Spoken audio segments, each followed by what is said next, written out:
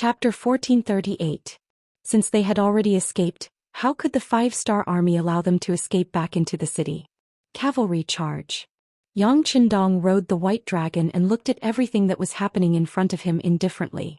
Everything was going according to plan. Ahuli, the Mongolian cavalry division commander who had been waiting for orders, could not wait any longer. Then he shouted, "All cavalry listen to my order. Charge." A total of 60,000 reorganized Mongolian soldiers charged out under the lead of Ahuli, giving off a shocking aura. 60,000 against less than 10,000 Golden Horde cavalry was a bit of a bully. However, there was no difference between strong and weak on the battlefield, only victory and defeat. No one would not beat you just because you were weak. On the contrary, the weaker you were, the more likely you were to be bullied.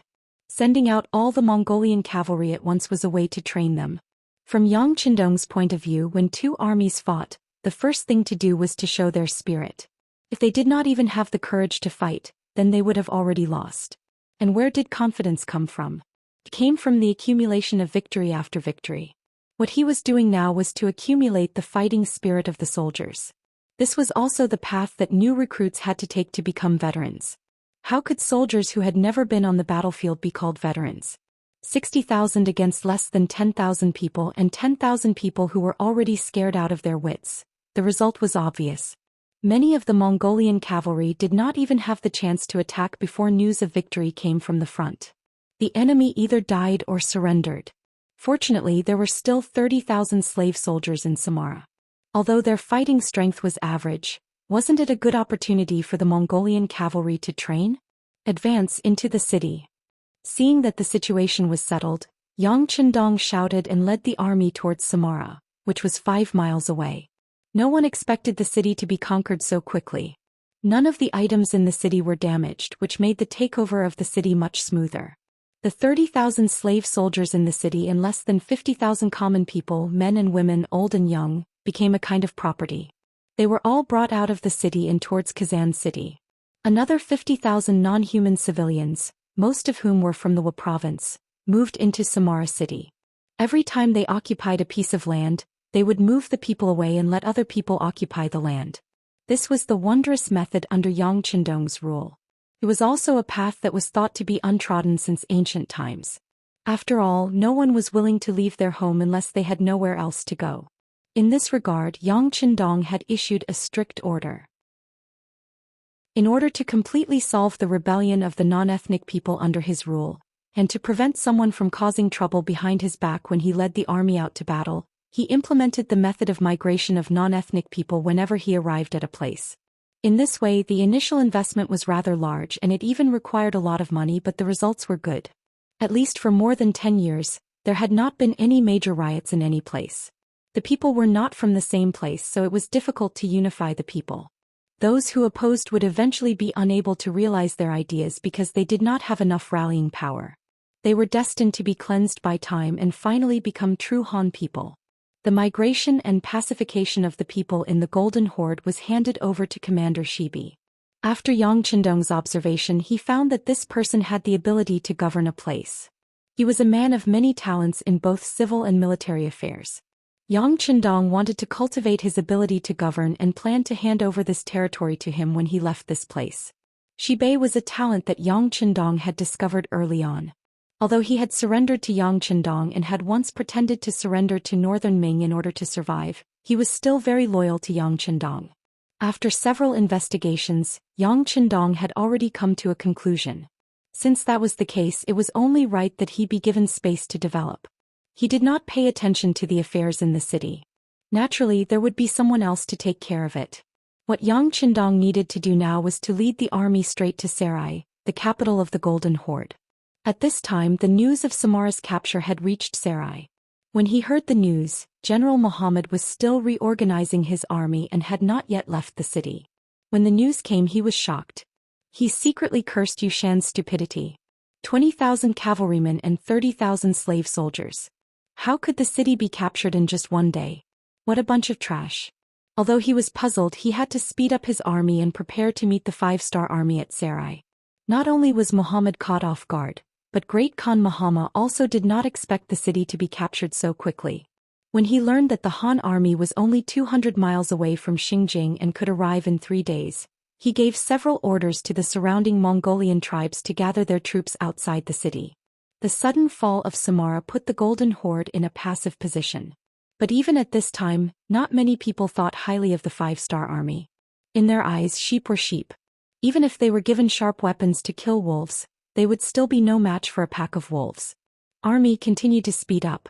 Put down the unimportant things first and leave them for the transport team behind. Yang Qindong knew that speed was the most important thing in war. Using speed to defeat slowness was his forward strategy for this military operation. The Golden Horde had ruled here for more than 200 years. There were countless surrounding tribes that had submitted to them. If they were all gathered together, their military strength could reach a terrifying 1 million. At that time, even if Yang Qindong had the field artillery, it would take a long time to conquer these people. The price he would have to pay would be unknown. The best way to solve this problem was to suddenly appear in front of the enemy before they fully recovered and take down Sarai. They would occupy the Holy Land in the eyes of the Mongolians and destroy their fighting spirit. Most importantly, only by catching the enemy off guard could they not give them the chance and time to move their belongings. The cost of this operation was not small. He was counting on the wealth that the Golden Horde had accumulated over the past 200 years to subsidize the military supplies. They left behind all the equipment that they did not need for the time being. 20,000 of the 120,000 soldiers were left behind to cover the retreat, while the other 100,000 rushed towards Sarai. They had originally planned to arrive in 3 days, but they only used 1.5 days to arrive. When noon arrived, the 5-star Legion Corps appeared outside the city, causing the Mongol soldiers on the city walls to scream out loud. No one had expected the Han army to appear in front of them so quickly. Luckily, the Mongolian soldiers were standing on the city walls, which gave them a sense of security. Like the Han people, the Golden Horde had holed themselves up in the city. They would only go out during the grazing season. This way they were much safer. However, they did not know that this was equivalent to killing their fighting spirit. The news of the Han army's appearance quickly spread into the city. When the city gates were closed, all the Mongol nobles in the city knew about this matter. Some of their faces became flustered, and the city became noisy because of this. The fact that Samara was taken so quickly proved that the Han army was strong and terrifying. It seemed like there was going to be a bloody battle. Even so, no one thought that the Han army would be able to take down Sarai. After all, this was the capital of the Golden Horde. Just the elite cavalry alone numbered more than 300,000. This did not include the troops from the other tribes that could come in a short period of time. It was said that the Han army only had around 100,000 men. Did they really think that they could swallow an elephant? Outside the city, the 5-star army was following the plan. The 2nd Division of the Cold Vanguard was at the front. 200 cannons were pushed to the front lines, and 3 regiments of infantry were also at the front lines. They took out their sandbags and prepared to fight at any time. The cavalry of the new 2nd Army stood on both sides of the 2nd Division of the Cold Vanguard. While protecting their flanks, they were also prepared to charge into the city at any time. The 60,000 Mongolian soldiers were made up of civilians and captives. Under the leadership of Ahuli, they were also sharpening their swords. They already knew that when the time was right, they would be the first to charge into Sarai. They would be the first to charge into the city of Sarai. This was both an honor and a test. As the first to charge, it was always the most dangerous. However, no one cared anymore. Thinking of the benefits and good things that could be obtained by making military contributions, these poor men were willing to take the risk. Wasn't it true that wealth came from danger? Furthermore, many of them were made up of surrendered soldiers. Wasn't this the best chance for them to show their loyalty to the 5-star army? Many people were eager to give it a try. If they were not facing Salai City, which was once a holy land in their eyes and still had a trace of respect, many soldiers would have laughed out loud and pointed at the city to make a joke of it. Reporting to the 6th Young Master, the 2nd Division of the Cold Vanguard is ready. The commander of the 2nd Division, Xiao Feng, stood in front of Yang Qindong and saluted. His voice was full of excitement. They were going to attack the Golden Horde that had lasted for more than 200 years. This was the home of the invincible Mongolian elites. It was said that the great Khan of the Golden Horde still had the pure blood of the Golden Horde flowing in his body. How could they not be excited when such a powerful force was about to be rubbed against by their own hands? This was a great achievement. Yang Chendong looked at the excited Xiao Feng and was very satisfied. From the time they entered the camp to the time everything was set up, it only took them 20 minutes. This was enough to prove how hard they trained. It was said that 3 minutes on stage was equivalent to 10 years of hard work. How could it not be the same in the army? A good army not only had to have a good style and be able to win battles, but also had to have strict discipline. They had to be able to remain calm in the face of danger and strike the enemy with lightning speed. Chapter 1439. Good, let's carry out the plan. Yang Chendong nodded in satisfaction. Then his gaze shifted from Xiao Feng to the city tower of Salai, which was 5 miles away. This time he wanted to use speed to defeat the slow. While catching the other party off guard, he also wanted to destroy the other party's arrogance and not give them any time to prepare or transfer their assets. For this reason, not only were 200 field cannons pushed to the front line, he also had Beta Persei rush to the front with 8 100mm mortars. When the time was right, he would turn Salai into a fire city and destroy their confidence in resisting. After receiving the order to attack, Xiao Feng gave a standard military salute and led his troops straight to the front of the battlefield. About 3 minutes later, the roaring of the cannons began. Exploding shells shot out from the barrels of the field cannons, heading straight for the city walls 5 miles away. They did not give the other party a chance to face off, nor did they have any intention of talking to the other party. They just fired wildly. This kind of fighting style caused the Mongolian soldiers on the city walls to be stunned. Countless cannonballs landed on the city walls and exploded, forming a rain of bullets. Many Mongolian soldiers who were not ready for battle were hit. The cries of ghosts and howls of wolves could be heard incessantly, and it was getting more and more intense.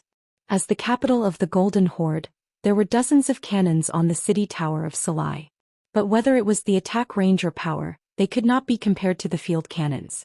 With the accurate information provided by Gray, the 2nd Division of the Cold Front destroyed all the cannons in the first wave, not giving the other party any chance to fire back. The sound of cannons continued. In a short while, thousands of Mongolian soldiers on the city tower were either dead or injured, turning this place into a hell on earth. Go up the city tower and fire back with arrows. General Amba, who was in charge of the security of the city gate, shouted loudly.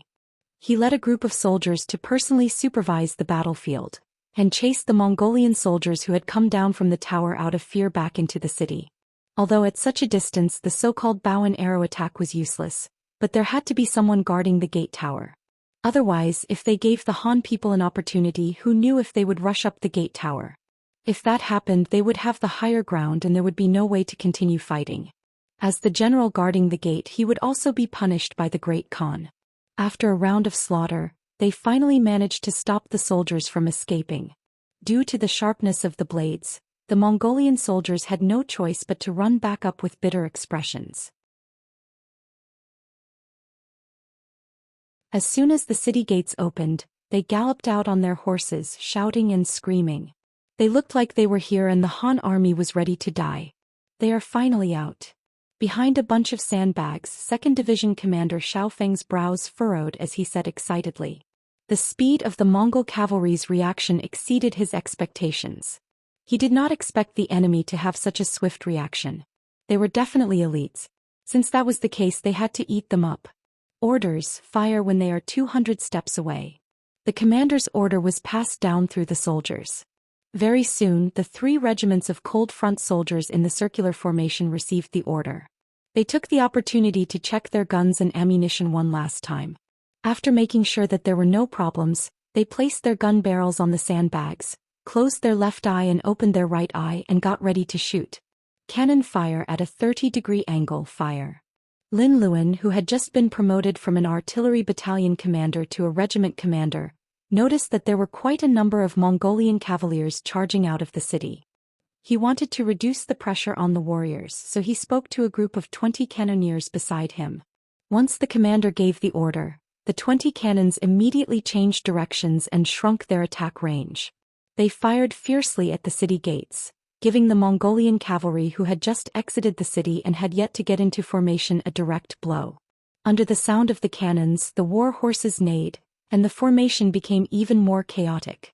After all, humans could counter the might of the cannons, but war horses could not.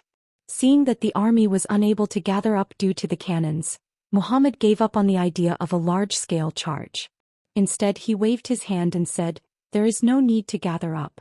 Split up and charge forward. We need to grab the chance." Inside the ring-shaped sandbags, Commander Xiaofeng watched as the cannons fired and landed among the Mongolian cavaliers who came out of the city, causing a certain number of casualties. His expression turned dark, and the other commanders under him also had displeasure on their faces. What is this Lin Luan doing? Does he think that the cannon regiment is not in the limelight enough? He wants to snatch this bit of credit from us? The first to voice out was the 1st Regiment commander, Chai Ji. He could be considered an experienced person, and many times he dared to express his views and attitude. The 1st Regiment commander was beside Xiaofeng. Usually, when there was a military operation, the 1st Regiment would be with the division headquarters. Such dissatisfaction naturally fell into Xiaofeng's ears. He also felt that it was not good to snatch credit like this. Of course, he also knew that Lin Luan was trying to reduce the pressure on them. However, the 2nd Regiment was already prepared. Just the light and heavy machine guns alone had 100, so how could they be afraid of the Mongol cavalry who were already trapped? "Go, inform Colonel Lin that without my orders, there is no need for cannon support. Tell him to do his job properly and be ready to advance at any time," Xiaofeng said to the messenger beside him. These words immediately received the agreement of the surrounding soldiers. It was obvious that this was what they were thinking. The moment the Mongol cavalry left the city, they were hit by a wave of cannon fire. Under the spray of bullets, iron shrapnel and nails flew in all directions. Before the Mongol cavalry could even shout the word charge, they were already turned into corpses. Under the rumbling of the cannons, the war horses were also affected. They shook their heads and did not listen to orders. In just a single round, they had lost over 1,000 riders. Cold sweat dripped down Muhammad's neck uncontrollably. The cavalry he brought were all elite soldiers. Normally, when they encountered enemies, it was normal for them to fight 1 against 3 or even 4 against 1. However, in just one round of cannon fire they had lost so many men. If this continued, he did not dare to guarantee that they would win this battle. Fortunately, after 2 rounds of cannon fire, the cannons stopped. The cannons once again smashed towards the city walls. This caused Muhammad to heave a sigh of relief. At the same time, he scolded the stupidity of the Han people. Did they not know that compared to the thick city walls, his cavalry was easier to deal with and was more dangerous? However, Muhammad would not be so kind as to remind the Han army. Since there was no longer the threat of the cannons, he should make use of this time to charge forward. Once they were entangled with the Han cavalry, the cannons would not be able to pose any threat. Everyone charge, charge. There was no need for Muhammad to say anything. The Mongolian riders who had survived the barrage of cannon fire had already charged forward. They were all veterans, so they naturally knew what to do on the battlefield. Thanks to the previous battles with the White Russians, they had a certain level of understanding towards cannons. At the very least, they would not be afraid to charge forward. More and more Mongol cavalry charged out of the city gates, charging towards the Han army camp. In front of them, there was a Han army camp that was about a li away, and they saw that there was a large circle of soldiers surrounding the area with bags of food. Although they did not know what these people were doing, the Mongol cavalry knew that if they wanted to charge into the camp, they had to deal with these Han people.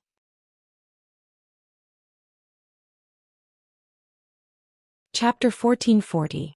Charge. Surround them and kill them with arrows. Don't waste time. Muhammad shouted loudly. He did not care about these Han soldiers at all. To him, as long as his cavalry charged forward, he would be able to chop off their heads to show the might of the Mongol army. They're here. 500 steps, 400 steps, 300 steps, attack. Xiaofeng stared ahead.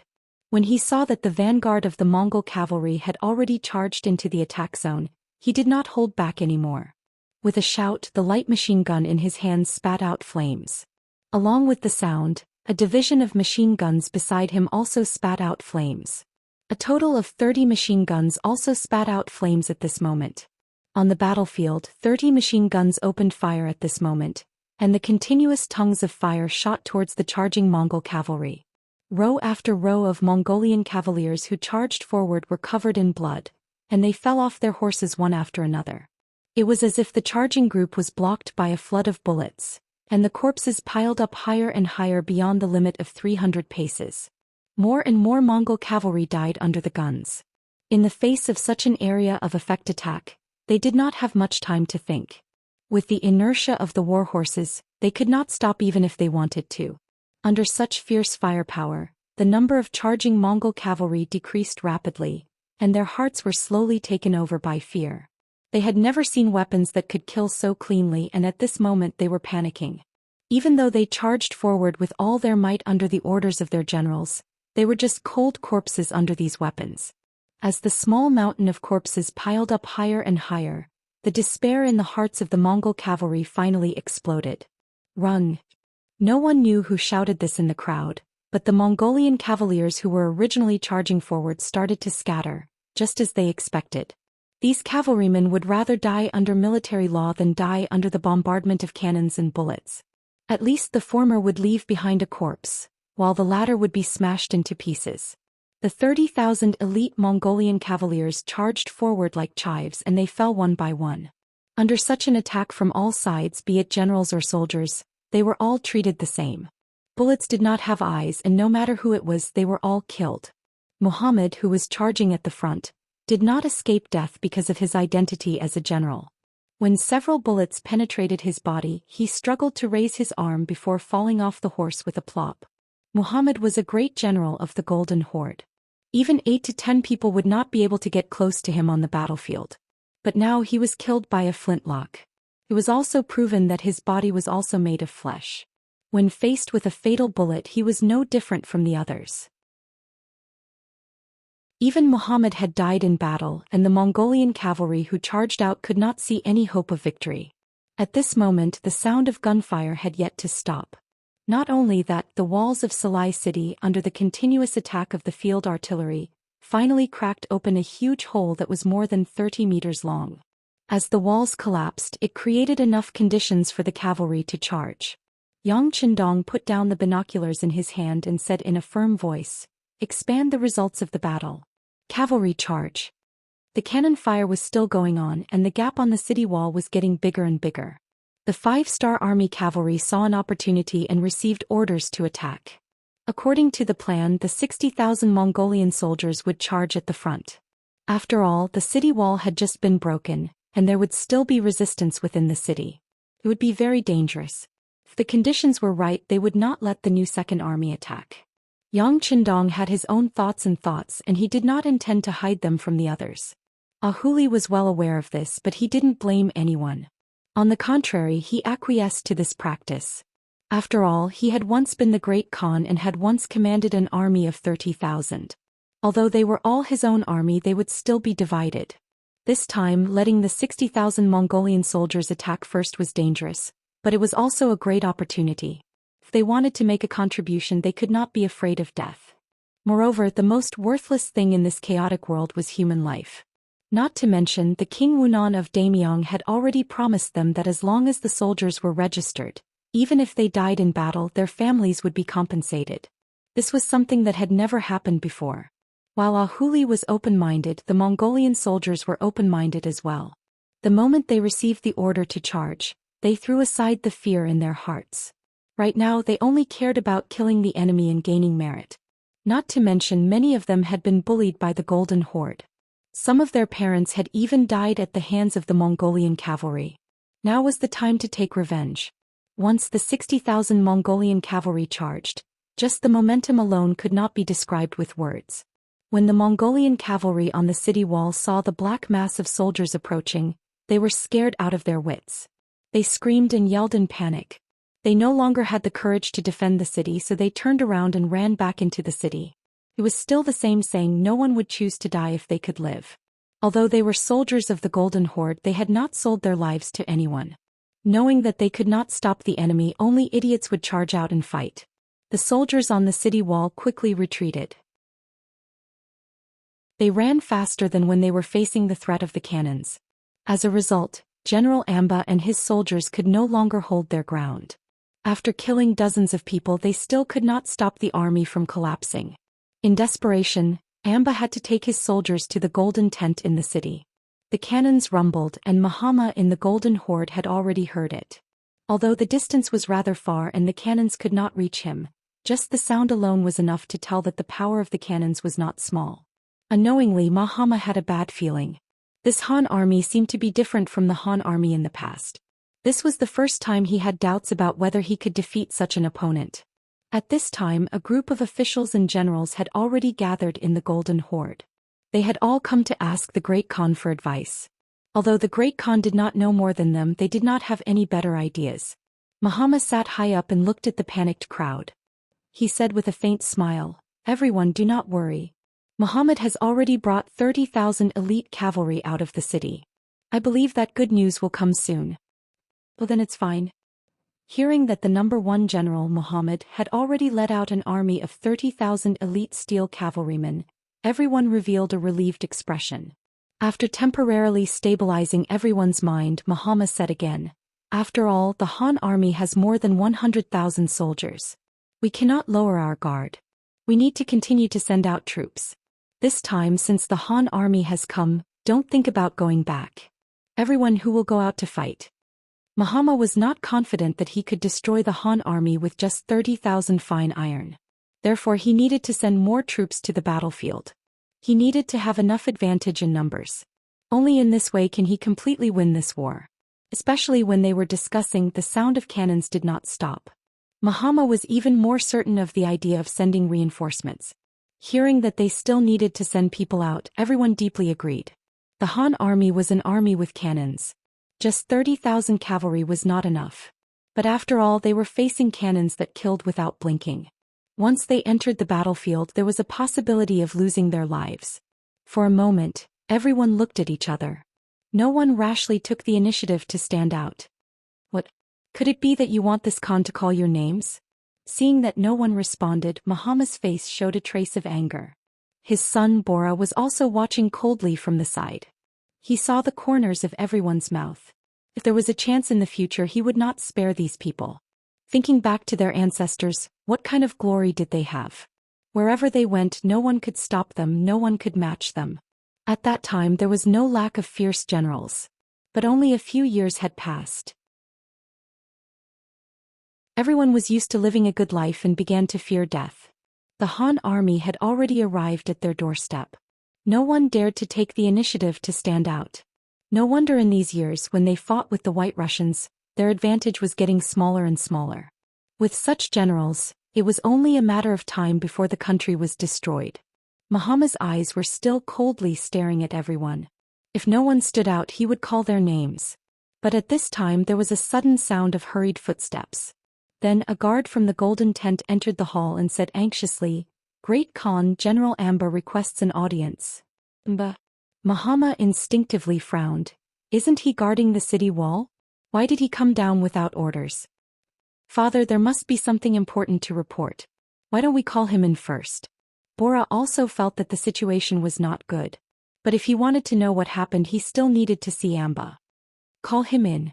Muhammad nodded and ordered the guard, then straightened his body. Soon Amba entered the hall with a tired face. When he saw Muhammad sitting high above, he immediately saluted, put his right hand on his chest, lowered his head and said respectfully, "This General Amba greets the Great Khan." "Amba, why didn't you guard the city well?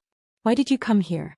Muhammad was already very anxious in his heart, but in front of everyone he suppressed his anxiety and asked, "Great Khan, this general is guilty." With a plop, Amba suddenly knelt on the ground. Then with snot and tears he told the story of how Muhammad's 30,000 elite cavalry was almost wiped out. Amba finally finished, then lowered his head, not daring to raise it again. At this moment the hall was so quiet that a pin drop could be heard. Everyone was shocked by these words and stood there without saying a word.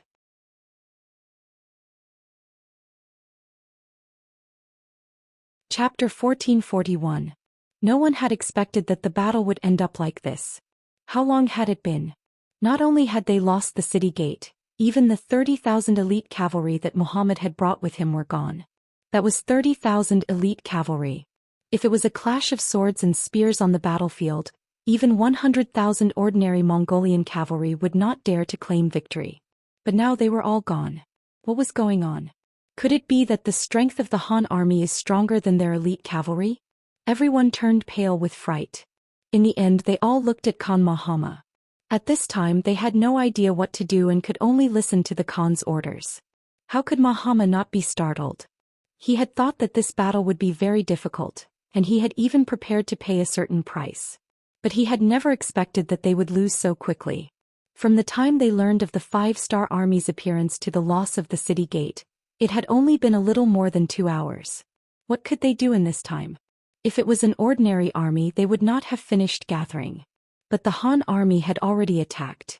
What was going on with this world? When did the Han army become so strong? There were 100,000 questions in his heart. Mahama had many questions that he wanted to understand. But now he did not have the time. Since the city gate had been lost and the cavalry had been defeated, he was afraid that the 5-star army would enter the city soon. After losing the protection of the city wall, he had not expected such a thing to happen. Without sufficient preparation, Mahama knew that the situation would only become more cruel and not optimistic.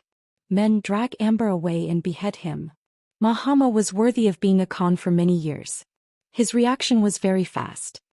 He first glanced at Amba, who was kneeling on the ground with a fierce look on his face. The more chaotic the situation was, the more stable the people's hearts were. This Amba could be used for this. After receiving the order, the guards outside the hall rushed into the hall, picked up the kneeling Amba and walked out of the hall. Amba did not expect that the Khan would actually kill him. Did he think that this was a time when people were needed and he could take the blame? Also, why didn't any of the ministers and generals who were usually on good terms with him speak up for him? Could it be that the friendship between people wasn't worth a try? If he had known this would happen, he would have just run away. Who would have come back to report this? Since he was going to die sooner or later, he might as well take a gamble. In fact, Amba had wrongly blamed his friends. Everyone was just shocked by the news he brought, and for a while they had not recovered from their shock. In addition, Mahama's decision was too sudden. By the time they reacted and wanted to plead for their old friend, Amba had already been dragged away and beheaded. Amba died just like that. This greatly exceeded everyone's expectations. Some people even seemed to think of themselves in the future because of this, and couldn't help but have ugly expressions. It was at this moment that Mahama took the opportunity to speak while everyone was still unsettled. The Han people only used their cannons to break through the walls. In terms of horse riding, who can be a match for us Mongols? As long as we can hold them off for a while with our advantage in numbers and the support from the surrounding tribes, destroying the Han army is just a matter of raising our hands. In this way, where are Barry and you two? I order the two of you to lead your cavalry to meet the Han army. Even if you can't drive them out of the city, you must stop them from entering the city. We will have other reinforcements coming later. Accept the order. First, he encouraged everyone and strengthened their confidence in winning. Then Mahama called out 2 names and ordered them to lead the troops. Barry and Yutu, who were called out, paled and looked very ugly. How was this asking them to go to war? It was clearly asking them to die. Even the 30,000 elite cavalry led by General Muhammad was not a match for the Han army. They only had 10,000 cavalry. How could they fight against the Han army? The two wanted to refuse, but when they thought of Amba's fate and looked at Mahama, who was sitting at the head of the table with a murderous look on his face, they finally did not say anything. They could only stand up and say reluctantly, "Great Khan, we are willing to go, but we hope that the reinforcements will arrive in time." Generals, don't worry. Salai City is the capital of the Golden Horde. No one wants to defend this place more than me. Rest assured, Prince Bora will lead reinforcements to assist you in a short while, Mahama said in a solemn manner with an expectant look on his face. Yes. Hearing the great Khan's promise and thinking of the importance of Salai City, the 2 generals nodded and left the hall to prepare the troops. Everyone quickly left. They also had to organize the troops in the city and prepare to fight against the Han army at any time. Prince Bola also received his father's orders and began to mobilize all the troops in the city. He also distributed food and was ready to enter the battlefield at any time. Everything was planned well. Mahama was also prepared to fight to the death with the Han army. Over the years, Salai City had been under his management, and the land it occupied was large enough to accommodate 1 million civilians and soldiers. With such a large city with such a large population, it was enough to tire the 100,000-strong Han army out of breath. Once the time was right, it would be the time for them to counterattack. When it came to plans, there were always changes. The two of them seemed to always appear at the same time. Just as the Mongolian army in the city started to mobilize and prepare for battle, the sound of cannons exploding rang out from the sky, landing directly in the inner city. Many of the nobles and officials in the inner city were destroyed by the cannons and many of them died. Beta Persei finally could not help but take action. He brought 8 100mm mortars that could fire up to 13 li and launched an attack. Yang Qindong was good at reading people's minds. He knew when and what to do to maximize the benefits. With 120,000 people, it was not easy to take down Salai City. Even with the powerful cannons in his hands, it was not easy. It must be known that in the Golden Horde, every citizen could be a soldier. From old people in their 50s to children in their 20s and 13-year-olds, they could all wield their swords and kill the enemy. One could only imagine how many of these millions of people were capable of fighting. If they only relied on pushing forward step by step, once the enemy reacted, even if they could defeat them, they would have to pay a heavy price. This was not what Yang Qindong wanted. He wanted to use a swift and decisive method to defeat the enemy and obtain the greatest benefits. As such, the firepower of the cannons had to be maximized. As such, Beta Persei took action. He brought 8 100mm mortars and quickly advanced after the city walls were broken. Following the map that Gray had provided, after finding a safe and powerful position, he began to fire in all directions. In order to give the enemy the feeling of a huge army and cannons everywhere. The 8 cannons fired in 8 different directions. When the cannons were fired, it gave people a feeling of explosions everywhere. This caused the Mongol army, who were originally fighting, to lose their morale and confidence. Fire. Fire with all your might. Don't be stingy with the cannons. Beta Persei led 500 black cavalry soldiers to a courtyard under the city walls. 200 black cavalry soldiers were in charge of security, while the other 300 black cavalry soldiers were busy moving the cannons and firing the cannons in an orderly manner. Before they came, Yang Qindong had said that as long as they could scare the Mongols away, it would be worth it no matter how many cannons they used. After receiving the order, Beta Persei unleashed all the cannons he could to achieve his goal. His face was filled with an excited expression. Explosions continued to ring out in the city. Who knew how many Mongols had died under the cannon fire? In the face of such long-range cannons, they did not even know where the enemy was or how many cannons they had. From this, one could see how difficult this battle was. Not knowing where the cannons would land, there was no place that was absolutely safe. After a few rounds of cannon fire, many unlucky Mongol nobles had already died under the cannon fire. When they saw their old friends die without any warning, those who were still alive had no choice but to escape. If they could not even see the enemy, how were they going to fight this battle? Since they could not fight, they could only escape. Although doing so was not very loyal and they might be punished by the Great Khan. However, it was just death. With the thought of living for as long as they could, more and more nobles, officials, generals and even commoners made the decision to leave the city and abandon Salai City. As such, there was such a scene. The east gate of the city had unknowingly been opened and more Mongols were escaping. In order to escape, many people did not even have the time to tidy up their belongings. Instead, they only took some valuables and left the city. Great Khan Mahama, who was in charge of overseeing everything in the city, quickly received the news. In a fit of rage, he pushed the table in front of him to the ground and roared out, "What are they doing? Are they abandoning the legacy of their ancestors? Are they not afraid of this Khan punishing them?" The scout general was also trusted by Mahama. Bodo, who was in charge of overseeing the city, stood in the hall with an ugly expression, not daring to speak. "Budwa, pass on this Khan's order. Kill all those who try to escape without orders as a warning to others." Mahama was so angry that he shouted in fear and issued the order. Bodo, who had always carried out Mahama's orders thoroughly, had a difficult expression on his face this time. He gritted his teeth and seemed to have made up his mind as he said, "Great Khan, there are too many people running away. We can't kill them all. If we really do that, I'm afraid it will cause a conflict and that will only benefit the Han army." The Mongols were different from the Han. At that time they were backward and did not know what virtue was, what filial piety was, and what it meant when the ruler ordered his subjects to die.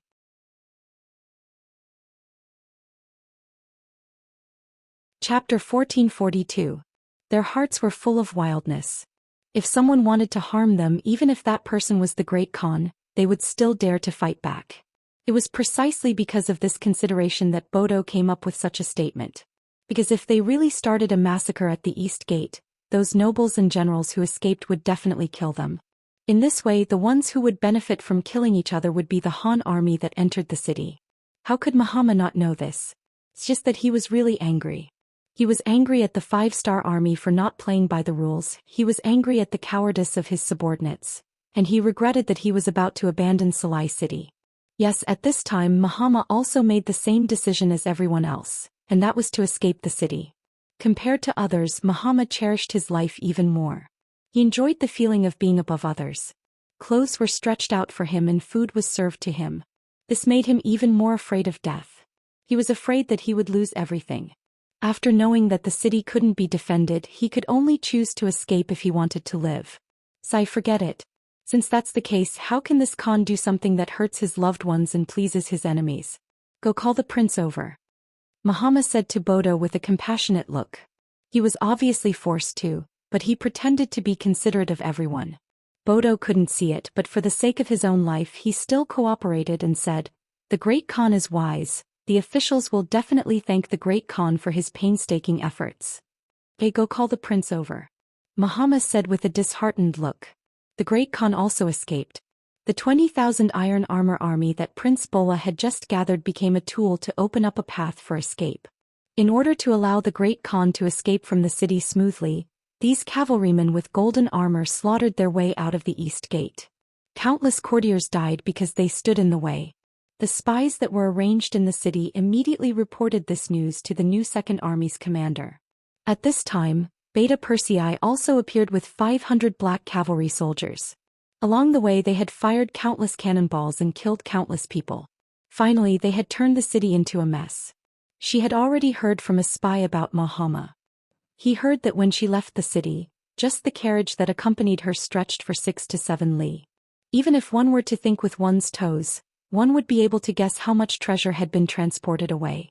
Thinking back to what the 6th young master had said earlier, one of the main objectives of the urgent attack on Salai city was to seize the wealth and relieve the financial pressure of the army. Then how could he let the money under his nose slip away like this? When he saw Beta Persei walking over, he immediately stepped forward and voiced his thoughts. Beta Persei was overjoyed. He was just worried that he would not have the chance to properly deal with the Mongolian cavalry. Now that the excuse had come and coincidentally, the young master was not by his side, wouldn't he be able to take the initiative to attack? "Commander Shi, we can't hesitate on this matter. Otherwise, the young master will not be happy with the treasure being transported out of the city. How about this? Give me a cavalry and I will personally chase after them." Beta Persei put on an appearance of wholeheartedly serving the public, but wanting to lead an army proved that he wanted to go to the battlefield for his own selfish reasons. She understood Beta Persei a little and chuckled. "Okay, then I'll have to trouble second brother. How about this? I'll arrange for the 1st and 3rd divisions to come over and listen to your orders." 2 divisions at once, that was more than 10,000 people. Beta Persei immediately agreed. Salai city had not been completely pacified yet, and they still needed to leave enough troops behind. This was already a great effort, and it should also be for the sake of the young master. Muhammad escaped. Under the circumstances he had no choice but to escape for his own safety. He was heading towards New Salai city, which was southeast of Salai city. There was originally a large construction project there and it was going to be the new Xinjing city. It was a good place to take refuge. Along with him, there were hundreds of thousands of nobles, officials, soldiers and civilians. Among them the number of civilians was the least. When everyone wanted to leave through the city gates, the civilians belonged to the vulnerable group. In the face of sharp swords, they had no choice but to make way for the nobles. Because of this, they missed the opportunity to escape the city. In the end, after the 5-star army guarded the 4 gates, they were trapped in the city. Beta Persei led 500 black cavalry and 2 divisions of cavalry out of the city to chase after them. She also began to concentrate his forces to guard the 4 gates, and at the same time to surround and kill some of the armed Mongolian soldiers in the city.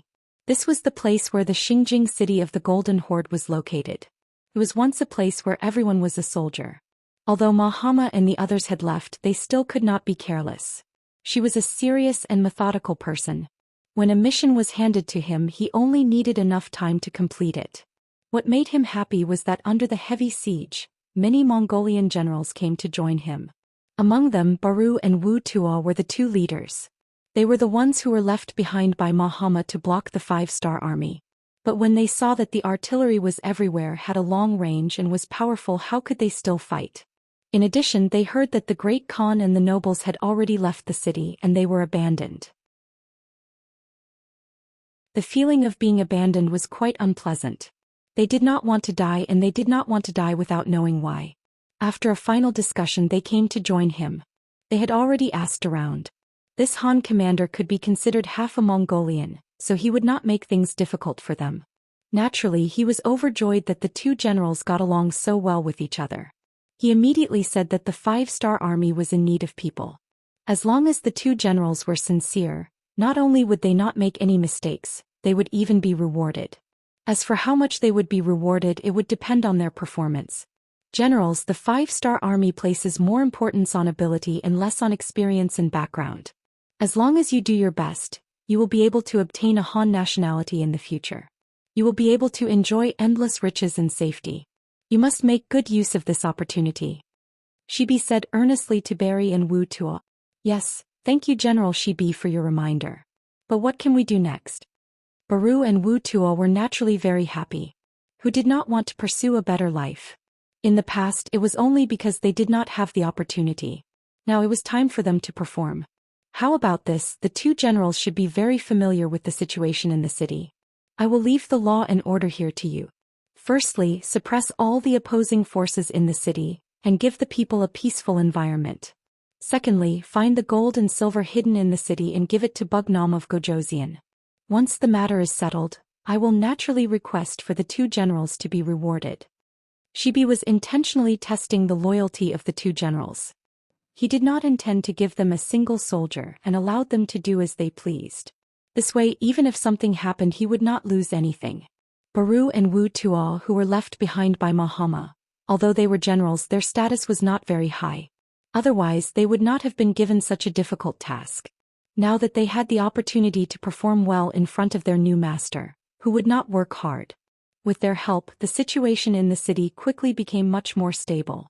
Not only that, the 2 generals also persuaded many people to help the 5-star army maintain the law and order in the city. Later, Shibi counted that the number of people had reached 100,000. This was 100,000 strong young men. Once they were used well, they could form an army. With this feeling of joy, Shibi sent someone to report this matter to Yang Qindong, who was preparing to enter the city. 100,000 Mongolian soldiers, this is not a small harvest. Let's go into the city and take a look. Yang Qindong, who was in a good mood, laughed heartily. Then, under the protection of the 1,500 black cavalry and the 2nd Division of the Cold Front, he entered the city of Salai. Just as Yang Qindong entered the city, Beta Persei also led the army back into the city. This time the pursuit did not go too smoothly. Mahama was like a gecko cutting off its tail. He left behind all the slow carriages and followed the cavalry to speed up and leave. Considering that the road ahead was unclear, they were afraid of being ambushed. In addition, the pursuit of the treasure was completed smoothly, so Beta Persei led the army back to the city. After some calculations, the treasure that Beta Persei chased back was equivalent to 40 million taels of silver. In addition, Mahama and the others left in a hurry and did not have time to take many things away. Even the national treasury only took a quarter of the wealth. Now, the rest that could not be taken away in time all became the property of the 5-star army. The wealth of Salai city was beyond Yang Qindong's expectations. The liquidation of the entire property took thousands of people 7 days, and the final result was actually 230 million taels of silver. Later on, it was found that a lot of the wealth came from the Han people hundreds of years ago. However, because the Mongols did not know how to invest and they did not like these yellow and white things, many things had been left in the national treasury without being touched. This was how they managed to gather such a large amount of silver. Now it was a one-time benefit to Xianxia's army. With so much silver, Yang Qindong felt that his journey was not in vain. All the investments in the Far East Siberia and the recent battles had been recovered, and he had made a lot of money.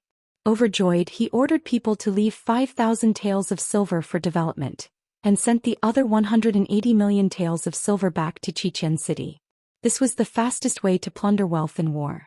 Yang Qindong taught everyone a lesson. He believed that the opposition should be much smaller when he went to war in the future. With the help of Baruch, Wutu and the others, the security in Salai city quickly stabilized.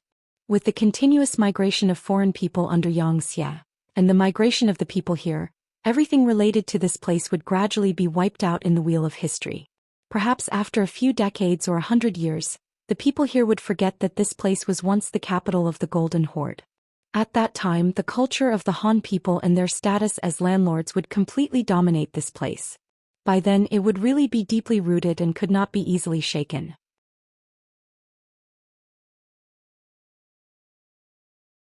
Chapter 1443. Yang Qindong had also decided to rewrite history. In the future, the entire world would belong to the Han, and history would be written as such. Even if one day his descendants failed to live up to his expectations, his opponents would only appear as traitors. He wanted to establish the concept that the Han were the true rulers of this world. After 10 days of delay in Salai city, on the morning of the 11th day the army once again set out. Their target was New Salai city. Their goal of plundering wealth had been achieved. Next, it was time to completely eliminate their opponent, the Golden Horde. The army moved out in a mighty manner. Hundreds of thousands of soldiers left the city like a long dragon. Looking from afar, it seemed to cover the sky. Compared to the time when they had attacked Salai city, there were now 100,000 more Mongolian soldiers. Gray, Barry, Wu Tuo and the others had been personally tested by Yang Qindong. Yang Qindong had found that they were truly talented, and they had also joined the battle. They had gone from being generals of the Golden Horde to being generals of the 5-Star Corps. This time, the reaction of the Golden Horde was much faster. With the previous lesson, Scout General Bodo had already arranged for people to keep an eye on the situation. When he found out that the Han army was moving out, he immediately reported it to the Great Han. At this time, Mahama, who had just settled down in New Salai city, heard the news and his face turned red in anger. They had always been the ones chasing after others and beating them up. Now that it was finally his turn, he couldn't accept it. These Han soldiers are too much. Do they really think this Khan is afraid of them? Have the troops sent to protect the emperor arrived?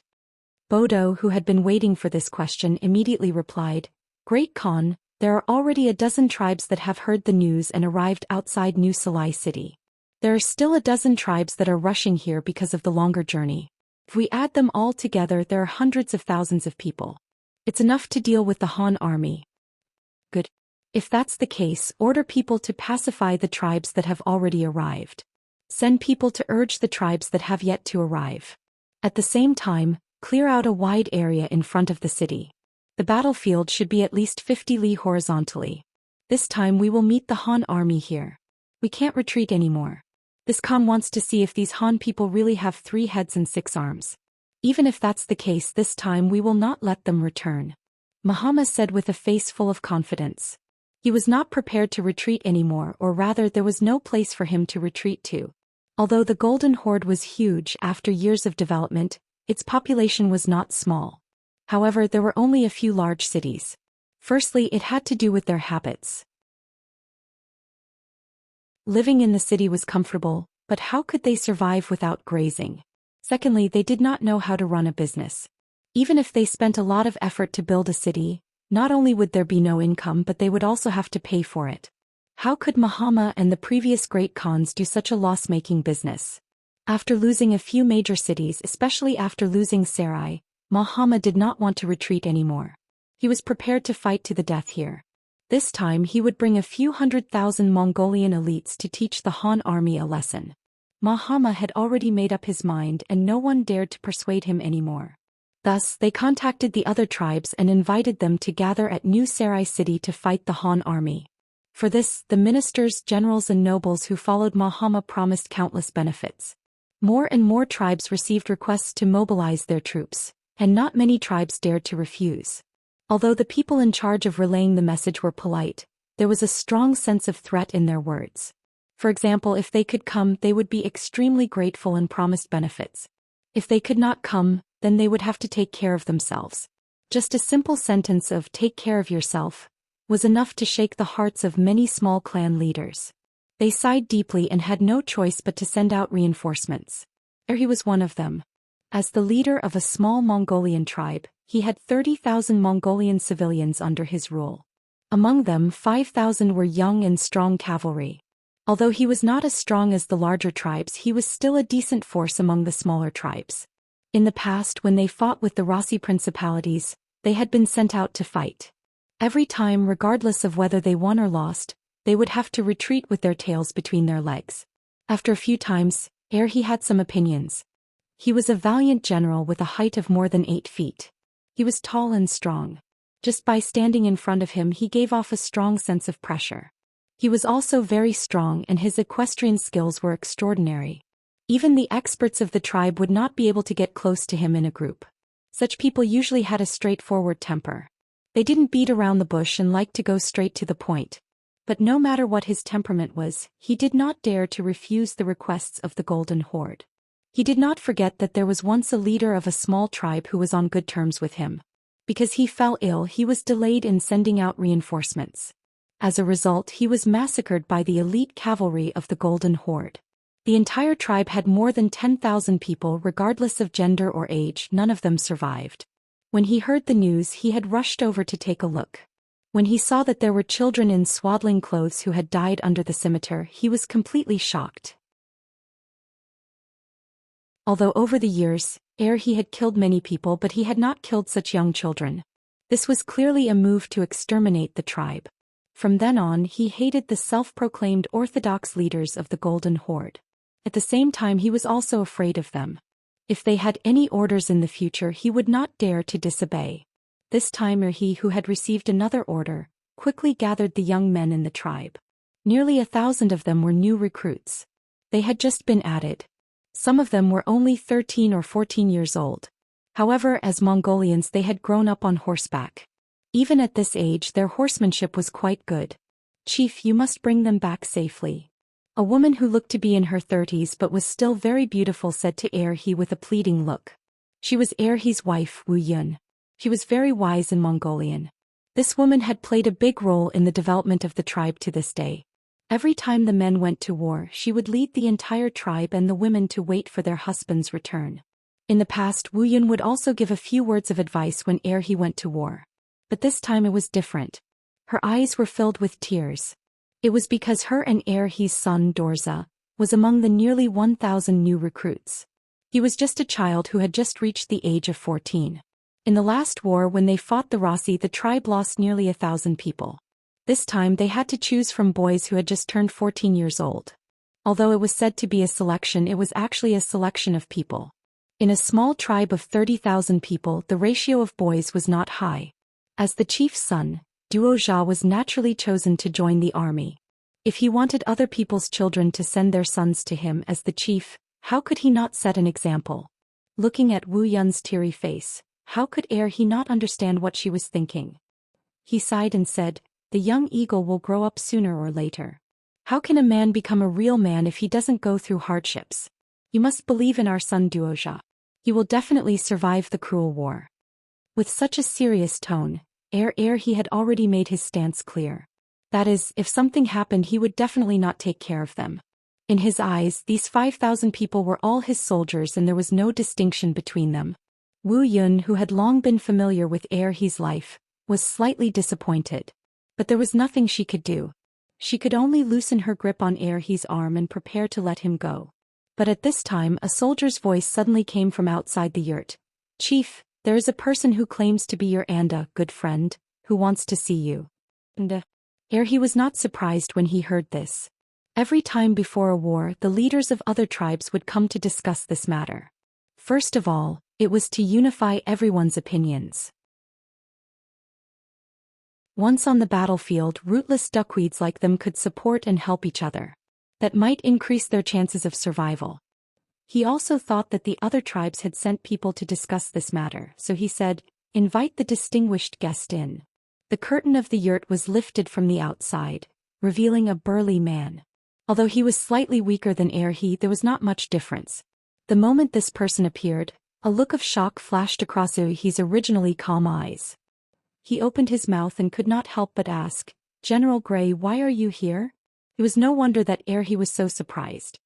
He had heard that Gray had become a traitor of the Golden Horde and a lackey of the Han people. How could a person who was wanted by the Golden Horde appear here? What was going on? In a short while he thought of many things. It was only when his wife, Dark Cloud, touched his arm that he came back to his senses. He hurriedly said, "Come General Gray, please." He and Gray had a very good personal relationship. It was because of his excellent performance in a battle that attracted Gray's attention.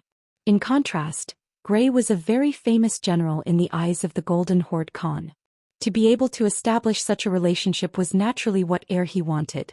Both sides were interested and their relationship was getting better and better. When he heard that Gray had joined the Han people, he did not believe it. At the same time he also felt a sense of sadness. He did not even have his own backing. In this battle he had no confidence. Without an acquaintance to take care of him, he was full of worries about the future.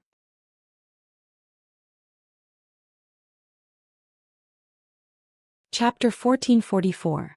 Who would have thought that Gray would appear in front of him at this time? What was he doing? Was he still a member of the Golden Horde?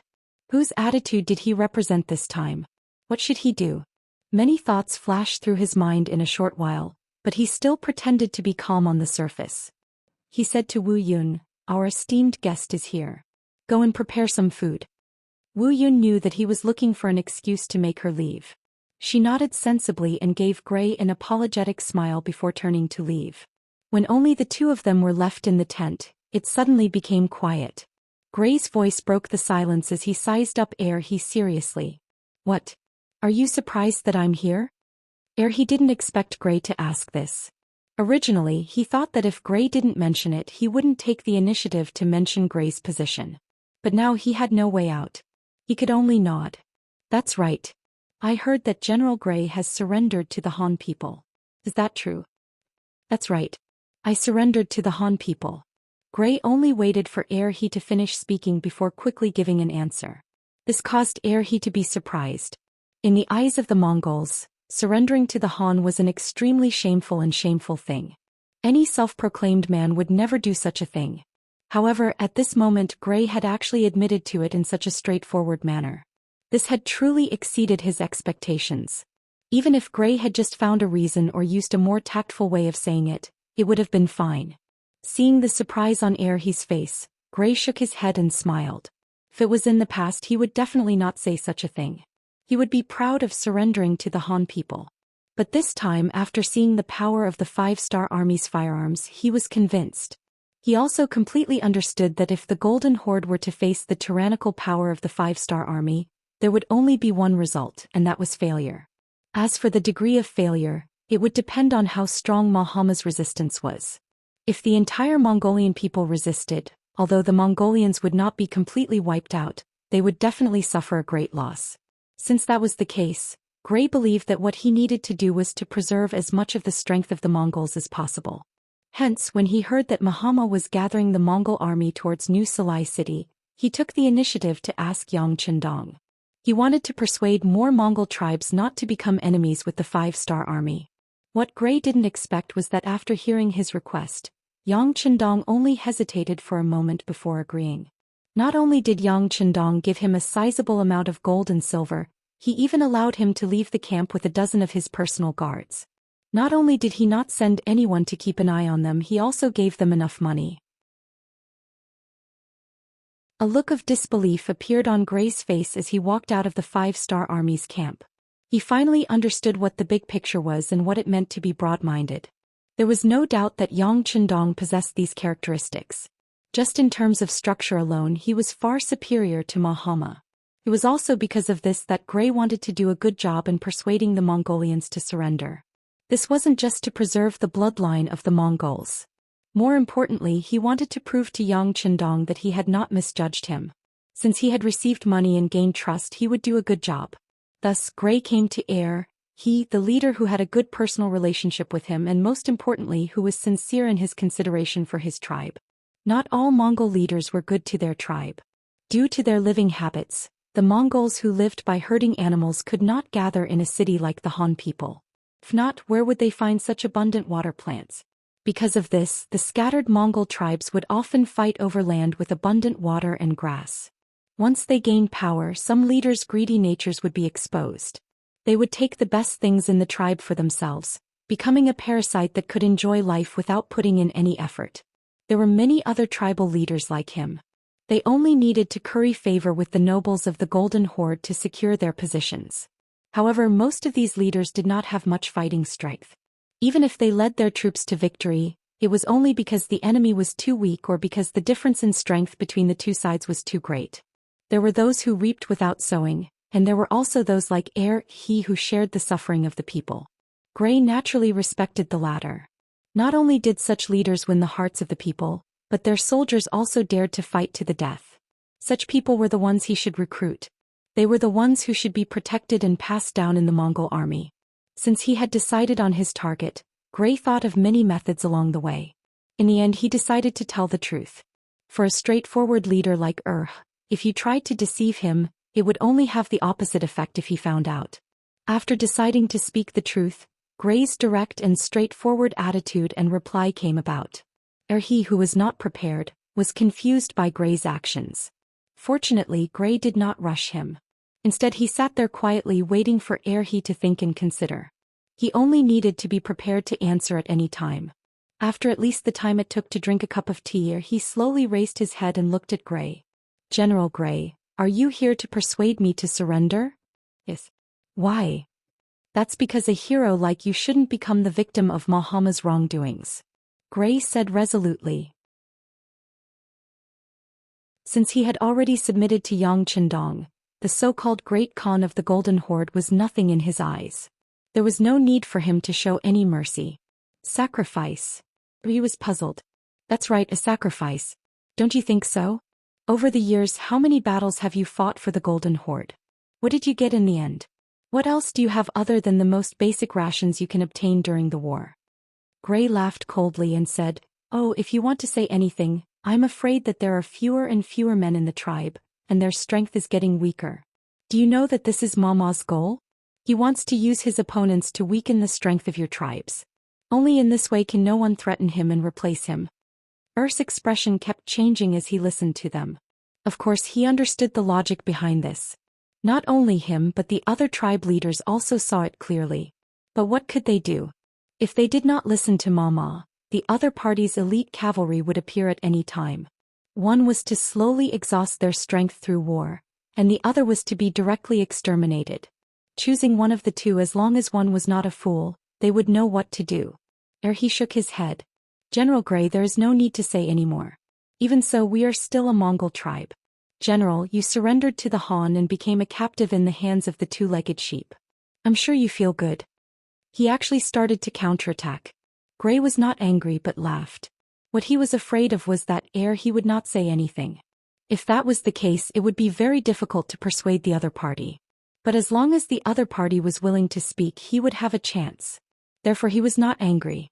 Instead, he said in a mocking tone, "Two-legged sheep? So many years have passed and you still think this way. Don't you know that things are changing at any time? The weak in your eyes has grown to the point where we have to look up to them. Does anyone know? Look up to them? General Gray, were you defeated by the Han and scared out of your wits? Isn't that a bit biased?" He did not believe it instinctively. In his opinion, this was only because Gray was now a member of the Han army, so it was not surprising that he would speak up for them. "You want to say that it's unfair? Huh?" Gray laughed self-mockingly. Then he said with a bitter expression, "That's right. I used to think the same as you, but there are some things that you will never know how strong your opponent is if you don't experience it yourself. The Han army in front of us has firearms that no one can resist. Their cannons can fire from several kilometers away or even tens of kilometers away. They are all exploding bullets and one shot can blow up a large area. Their firearms are not only accurate but they are also very powerful from a long distance. They can easily penetrate thick armor, and even strong horses are as fragile as thin paper under their muzzles. Let me ask you, who can stop such an army? Who can compare to them? Or do you think that the warriors of your tribe are invulnerable? Or that they are like cats and have 9 lives? Even if they have 9 lives, they will only die a little later. They will still not be able to charge in front of the Han army. How could one defeat such an army that could take one's life from a long distance away and not give one a chance to fight head-on? How can you defeat them? Gray asked several questions in succession, leaving he speechless. He did not know how to answer. They had seen firearms before. The White Russian army mainly used firearms. If not, how could they be a match for the Mongol army, which had the best war horses and the most skilled horsemanship? However, the power of their firearms was limited. Although they also had explosive bullets, the range was very short, only about 1 mile. What they really used the most were solid bullets. Although it was a little difficult to dodge that thing, it was not undefeatable. As long as they avoided the enemy's bullets, when they rushed to the front of the enemy's formation, it would be time for them to kill. The White Russian army also had firearms that could pose a threat to them at close range. However, those firearms needed a long time to reload every time they were fired. Naturally, they were not very useful against the Mongol cavalry.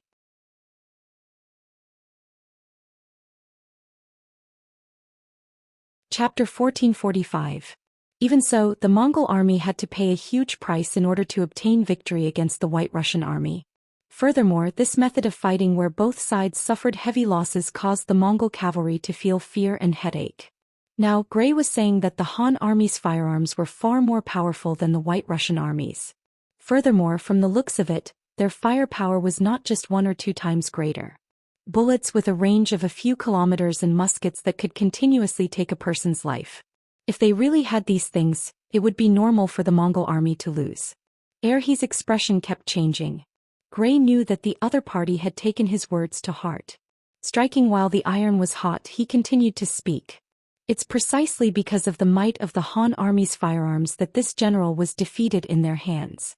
Xinjiang's Sarai city was captured in less than a day. Now the Han army has set their sights on New Sarai city.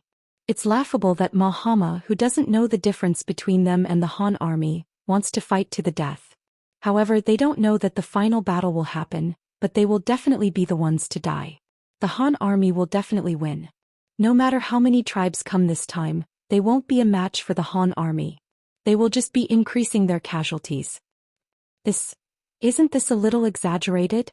Erhe's tone carried a trace of doubt as he listened to this description that did not seem to be true. No, not only is this not exaggerated, it's not enough. There are some things that you will only know if you personally experience it. Gray sighed. At this moment he was truly worried for the future of Mongolia. Faced with such powerful firearms, he could not see any possibility of the Mongol army winning. This final battle might end with the Mongol army suffering a great loss. If that was the case, would the Mongol army still have a future? If that's the case, we are indeed not a match for them. However, even if we can't win, we can still escape. Erhe understood Gray.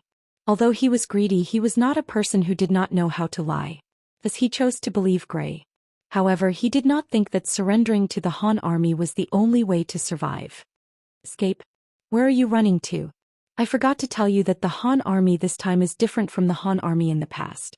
Facing their enemies, not only will they not show any mercy, they will even build a city here to replace the ruler and become the new master of this place. At that time, any forces and tribes that oppose them will have to face a cruel blow. Rather than surrendering at that time and becoming a pariah, it is better to surrender to them now. At least they will still be loyal to them. They can even raise some conditions and enjoy a lot of benefits. Gray's words had completely shocked Erhe. In fact, Gray's words were even more shocking than Gray's words about how powerful the firearms were. In the land of Wuxia there had been many wise monarchs and great figures. However, there were very few people who truly made the Mongols afraid, and none of them were afraid to the bone. The reason for this was that the Han people did not care about their territory and would often leave after winning a battle. This piece of land would eventually belong to them. Just based on this point alone, once the Mongols were strong, they would definitely set their sights on the Han. On the other hand, he wasn't afraid that the other party would do anything to him. This was also the biggest reason why the Mongols had been able to survive until today. If it wasn't for that, they would have been annihilated countless times already. But now, Gray had actually said that the Han people were going to build a city here and build an army here. Wasn't that equivalent to occupying their final resting place? If that was the case, how could they survive? Could it be that the heavens wanted them to die? His expression became extremely ugly. He finally understood why the prideful Gray would surrender to the Han people. Yes, when the Han people were not only strong but they also wanted to occupy their territory and not leave, that kind of deterrence would truly make people feel fear from the depths of their bones. After being shocked for a long time, he finally opened his mouth and asked, "Our land is so barren. Other than the fur of animals, there is nothing else that can catch their eye. If they build a city here and station an army here, where will all the expenses come from? I don't think the Han people will be able to sustain this kind of loss-making business for long." The reason why the previous dynasties had only defeated the Mongols and not occupied their land was because this place was simply too barren. Apart from spending money and manpower, there were no benefits to occupying this place. But now, the Han army actually wanted to occupy this place for a long time. Did they not consider this point? No. We were all wrong. The Han people have already found a lot of iron ore nearby. I heard that once those things are shipped out, they can be sold for a lot of money. Pitiful people like us who are ignorant. We actually did not know that we were guarding a treasure mountain. Now it is all going to benefit the Han people. With this income they can stay here and not leave. Gray shook his head. How could he not have thought of the same idea? But when he heard that the Han people had opened up the mountain to mine, this idea had completely disappeared. With a plop, he fell back into his chair. This time he finally understood that the Han army had thought of everything. This way, the nightmare of the Mongols was about to arrive.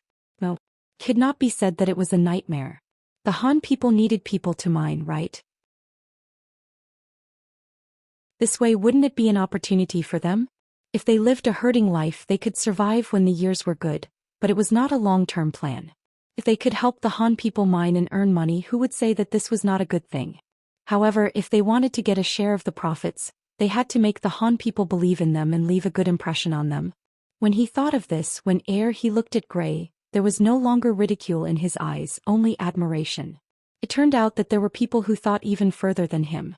Even so, it was time for him to make a choice. He did not immediately give an answer. He tried to bargain for a while. Gray understood his meaning and shook his head. Don't try to be smart. I am not a Han person. It is useless for you to talk to me. They will not talk to you either. If you want to fight for a future for yourself, you can only gamble. If you win, you can obtain benefits after helping the Han army. If you lose, don't think about it anymore. Of course, you can also choose to continue walking with Mahama and walk towards destruction together. As soon as he said this, he shut his mouth. Although this answer made him unhappy, he also knew that the situation was stronger than the person. As a weakling, how could he have the chance to negotiate with the strong? As for whether he wanted to gamble or not, of course he wanted to. He did not want to continue working for Mahama. He had long hated this method of weakening the strength of his tribe. It was just that he did not have a better way in the past, so he could only endure it. Now that Mahama could not even protect himself, he naturally had to lead his tribe to independence. Okay, I'll do it with you. In the end, he made a firm choice. Gray chuckled upon hearing that. Not bad. You've made a decision that your descendants will be proud of. Trust me. That's right. After he heard this, he revealed a simple and honest smile and laughed. However, there was something that made him even happier. Gray took out a banknote with a face value of 5,000 silver and handed it over to He had never seen banknotes before, let alone Xianxia banknotes. His face was filled with paste. What is this piece of paper used for? Is it a token? It's not a keepsake, but it's very useful. This piece of paper represents 5,000 taels of silver, which can be used to buy a lot of cows and sheep. Of course, believe me, after seeing the prosperity of the Han people, you definitely won't use this money to buy sheep. Gray laughed heartily. He had seen the refined salt, iron pots, sugar, and all kinds of good things that he had never heard of before brought by the 5-star army. This was especially true for down jackets. It was much better than the leather clothes that they sewed themselves. Furthermore, these things could only be bought with the special silver of the Xianxia. This time Yang Qindong had given him these banknotes, so that the surrendered Mongol tribes could share their wealth after witnessing the prosperity of the Mongol tribes. Of course, 5,000 silver wasn't a small amount. However, to an entire tribe it wasn't enough. Yang Qindong didn't want to satisfy everyone. Did they want good things? It was simple. They just wanted to work for Xianxia. Talents would have expectations and expectations. In this way, not only would they not oppose Xianxia, they would also speak up for him. Over time, Xianxia's position in the tribe became more and more stable. Or he didn't know about this. After hearing that it was money, he carefully put it away. However, he still doubtfully said, "How can there be anything better than cattle and sheep in this world? General Gray, don't joke around." But Gray didn't have any intention of arguing with him. He believed that facts spoke louder than words. When the time came, he would be slapped in the face. He led his tribe to join Xianxia. Gray then told him what to pay attention to and what to do next. After that, he went to the other tribes. Just convincing the heir he tribe wasn't enough. Gray had a lot of work to do. Furthermore, in New Sarai, Muhammad didn't know that there were people who had started to oppose him and betray him. He was currently sending people to contact the Ross Duchy. There was no such thing as eternal friends, only eternal benefits. In the face of a great enemy, Muhammad felt immense pressure. He finally listened to the advice of his subordinates and bowed his head to the Ross Duchy. He wanted to contact them to face the Han army together. The Han army's strongest weapon was firearms. This was the weakness of the Golden Horde. Fortunately, the White Russian army was built on firearms. If the two of them could work together, their chances of victory would be much higher. Whether this land belonged to the Ross Duchy or the Golden Horde, it could be discussed. However, it couldn't fall into the hands of an outsider like the Han army.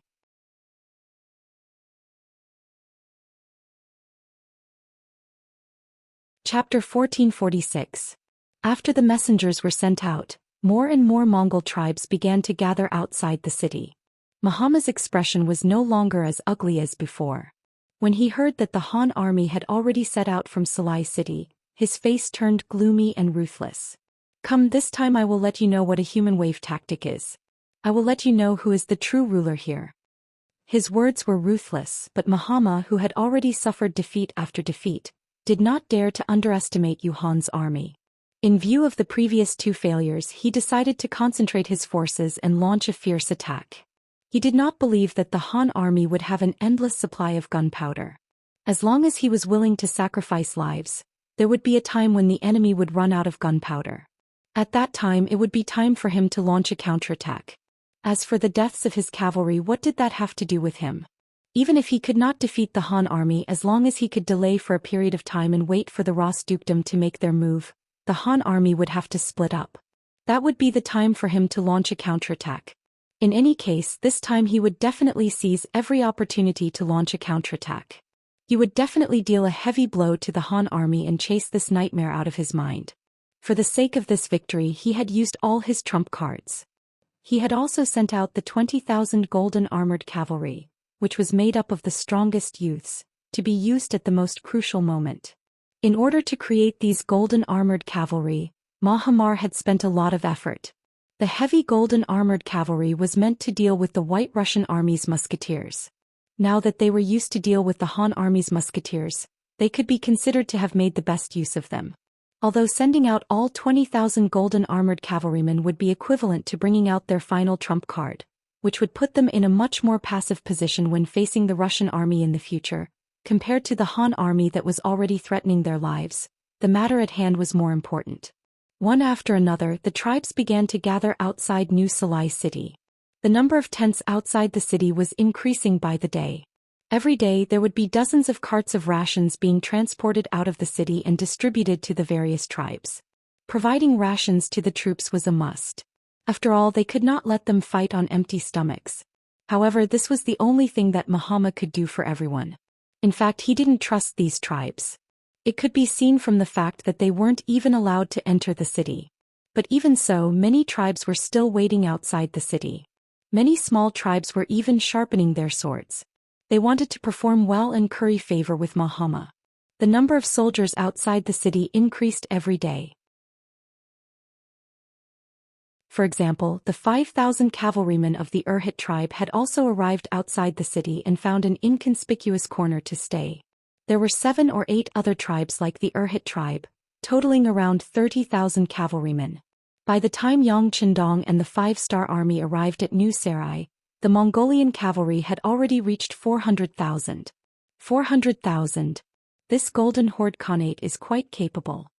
After listening to Su Yunxing's report, Yang Qindong could not help but sigh at the power of the Golden Horde.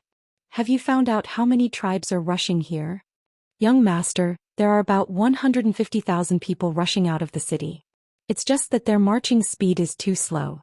It's hard to say when they'll arrive. Su Yunxing replied with some difficulty. He blamed himself for not being able to help Yang Qindong relieve his worries. As if seeing through Su Yunxing's confusion, Yang Qindong waved his hand indifferently and smiled. This matter has nothing to do with you. These people are not traveling slowly, but they don't want to participate in this battle. However, they don't dare to not come, so they slowed down their marching speed. This way they don't have to participate in the battle and won't offend Mahama. People like them are not really our enemies, so we don't have to worry about them for the time being. After listening to Yang Qindong's explanation, Su Yunxing finally understood. Knowing this, he asked excitedly, "Young master, these people won't be here for a while. When are we going to attack?" "Let's rest today. We will attack early tomorrow morning. We want to defeat the enemy in front of everyone. We want to use their mouths to spread the word that the 5-star army is invincible. It will be a nightmare to be our enemy." When Yang Qindong said these words, his eyes revealed a strong sense of confidence. As the industrial system of Crimson City grew step by step, many problems with guns and cannons were solved. He could finally get rid of the need to rely on Dazhong to fight. This made him very confident and also allowed him to increase the pace and speed of unifying the world. "Yes, your subordinate will pass on the order." After Su Yunxing received the order, he was also very excited. After saluting, he turned around and left. Yang Qindong was left in the newly built central tent. He looked at Beta Persei, who was standing quietly but had a restless look in his eyes. "What's wrong? My hands are itching again." "Haha." Beta Persei showed a simple and honest look. You have a loyal face, but in fact your brain is full of petty tricks. Forget it. If that's the case, I'll leave the cannons to you tonight. Remember, don't let the enemy be idle and prevent them from launching an attack." Yang Qindong looked like he couldn't be bothered with Beta Persei. "Thank you, young master. Don't worry." Beta Persei smiled. He knew that this was the young master's way of compensating him. If there was a chance, he would take the opportunity to kill the enemy. How could he not grasp it? After agreeing, he quickly went out to make arrangements. It was not the first time Beta Persei commanded the artillery, and he was already familiar with it. When he arrived at the camp of the 2nd Cold Front Division's artillery regiment, the regiment commander Lin Luan ran out excitedly. As if they were familiar with each other, he immediately asked, "Second brother, is there a mission?" "Sixth master has ordered that a battalion of men from your artillery regiment will cooperate with the work tonight. The rest of you should rest well. Tomorrow is the day of the big battle." Beta Persei patted Lin Luan's shoulder, as if this was just a small battle and the big battle was yet to come. But he completely forgot that in front of Yang Qindong, Beta Persei was much more excited than Lin Luan. "Okay, I'll accompany you tonight, second brother," Lin Luan said excitedly. "No, you have to rest well tonight. Tomorrow morning is the time for you to show your prowess." Beta Persei rejected him mercilessly. What a joke, he didn't want anyone to criticize him when he was commanding. Lin Luan's face immediately turned bitter. "Second brother, let me accompany you. Otherwise you'll be bored." "It's not boring at all. The sound of the cannons rumbling, your second brother is energized when I hear it. Hey, you should go and rest." Beta Persei waved his hand impatiently, then seemed to think of something and said, "Oh right, leave me more shells." Seeing that he could not stay, Lin Luan's face turned bitter. "Second brother, we still have to save some shells. It's okay, I've already sent a telegram to Yang Wu and asked him to arrange for more to be sent over. Just fire as much as you want." Beta Persei chuckled. It was true that he was Yang Qindong's subordinate, but he was also one of his people. Most of the time his every move was monitored and it was extremely difficult for him to pull any tricks. But for something as serious as a battle, there was no problem for him to use some connections to get more shells. Even if he reported it to the young master, he was not afraid. Beta Persei even mentioned Yang Wu, and a smile appeared on Lin Luan's face again. With second brother's words, I know what to do. Don't worry, there will be enough shells for tonight, hee. Lin Luan left satisfied and ordered his men to bring over a few more shells. Beta Persei was waiting for the sky to turn dark, waiting for the time to show off his power. Outside the city of New Sarai, many yurts were lit with smoke and dinner was being prepared. The Han army had already set up camp 5 miles away, and they had also set up their military tents.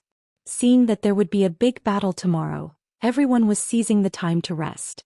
After all, for some people, tonight might be the last night of their lives. When the sky was completely dark except for some troops in charge of night duty, most of the Mongolian soldiers went into their tents to rest. The time had finally come and Beta Persei, who had been waiting impatiently for a long time, began to move the field artillery forward. Beta Persei's request was not high. He only wanted to push forward 1 mile. He wanted to ensure that the range of the field artillery could threaten more Mongolian soldiers. In order to cooperate with his actions, the new 2nd Army's 1st Division commander, Qiao Chao, led the cavalry to protect him. Second brother, it's about time. Seeing that the artillery had already pushed forward more than 1 mile, and if they did not stop they would probably reach the enemy camp. Qiao Chao finally could not help but ask. Oh, then here it is.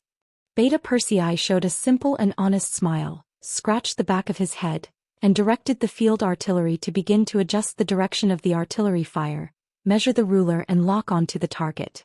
Although it was night, the Mongolian army's every move was clearly seen by the Mongolian army. After seeing the other side continuously approaching them in the night, they first watched silently. When the distance between the two sides was less than 3 miles, they were already prepared to charge and were prepared to summon their troops at any time. At this time the Han army suddenly stopped. This allowed them to heave a sigh of relief, and they also wanted to see what the other side was going to do. The artillery was blocked by the cavalry of a division. After everything was adjusted, the cavalry moved aside, and the artillery finally appeared. The Mongolian scouts also saw it clearly. Not good, it's artillery. Quick, inform the rear. When a scout finally saw the Han army's actions, his heart trembled. He did not expect the Han army to use artillery in the night, and he shouted in shock.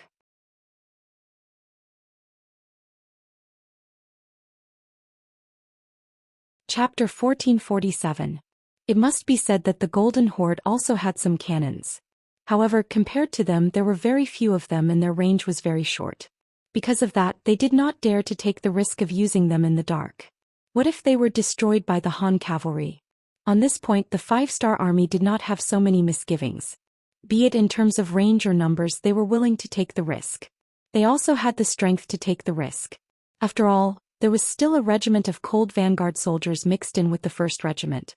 The 2nd Regiment's 2nd Regiment commander, Zhou Xian, was afraid that the enemy would not come. The cavalry dodged to the sides, and under Beta Persei's orders, the cannons began to fire towards the Mongolian camp. The direction of the cannons was towards the middle of the Mongolian camp. That was where most of the enemies were gathered, and they were also the ones who supported the Great Khan. As for the smaller tribes like He, they had already received news that their general's camp was in a corner, and was not within the range of the cannons.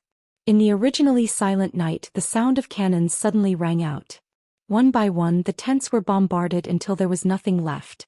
Who knew how many Mongolian soldiers were still sleeping when they were born, going to meet the Tingri that they trusted so much? There were a total of 50 cannons, and every shot was accompanied by 50 furious roars.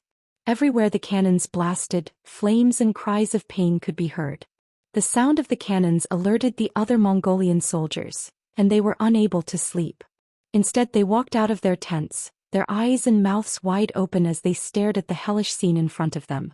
Amongst them were the leaders of the smaller tribes like He, who had been persuaded by Grey. They had crossed swords with the White Russians before and had seen the power of their cannons.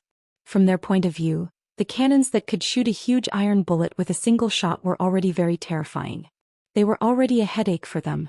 However, in comparison, the cannons of the Han army were much more powerful.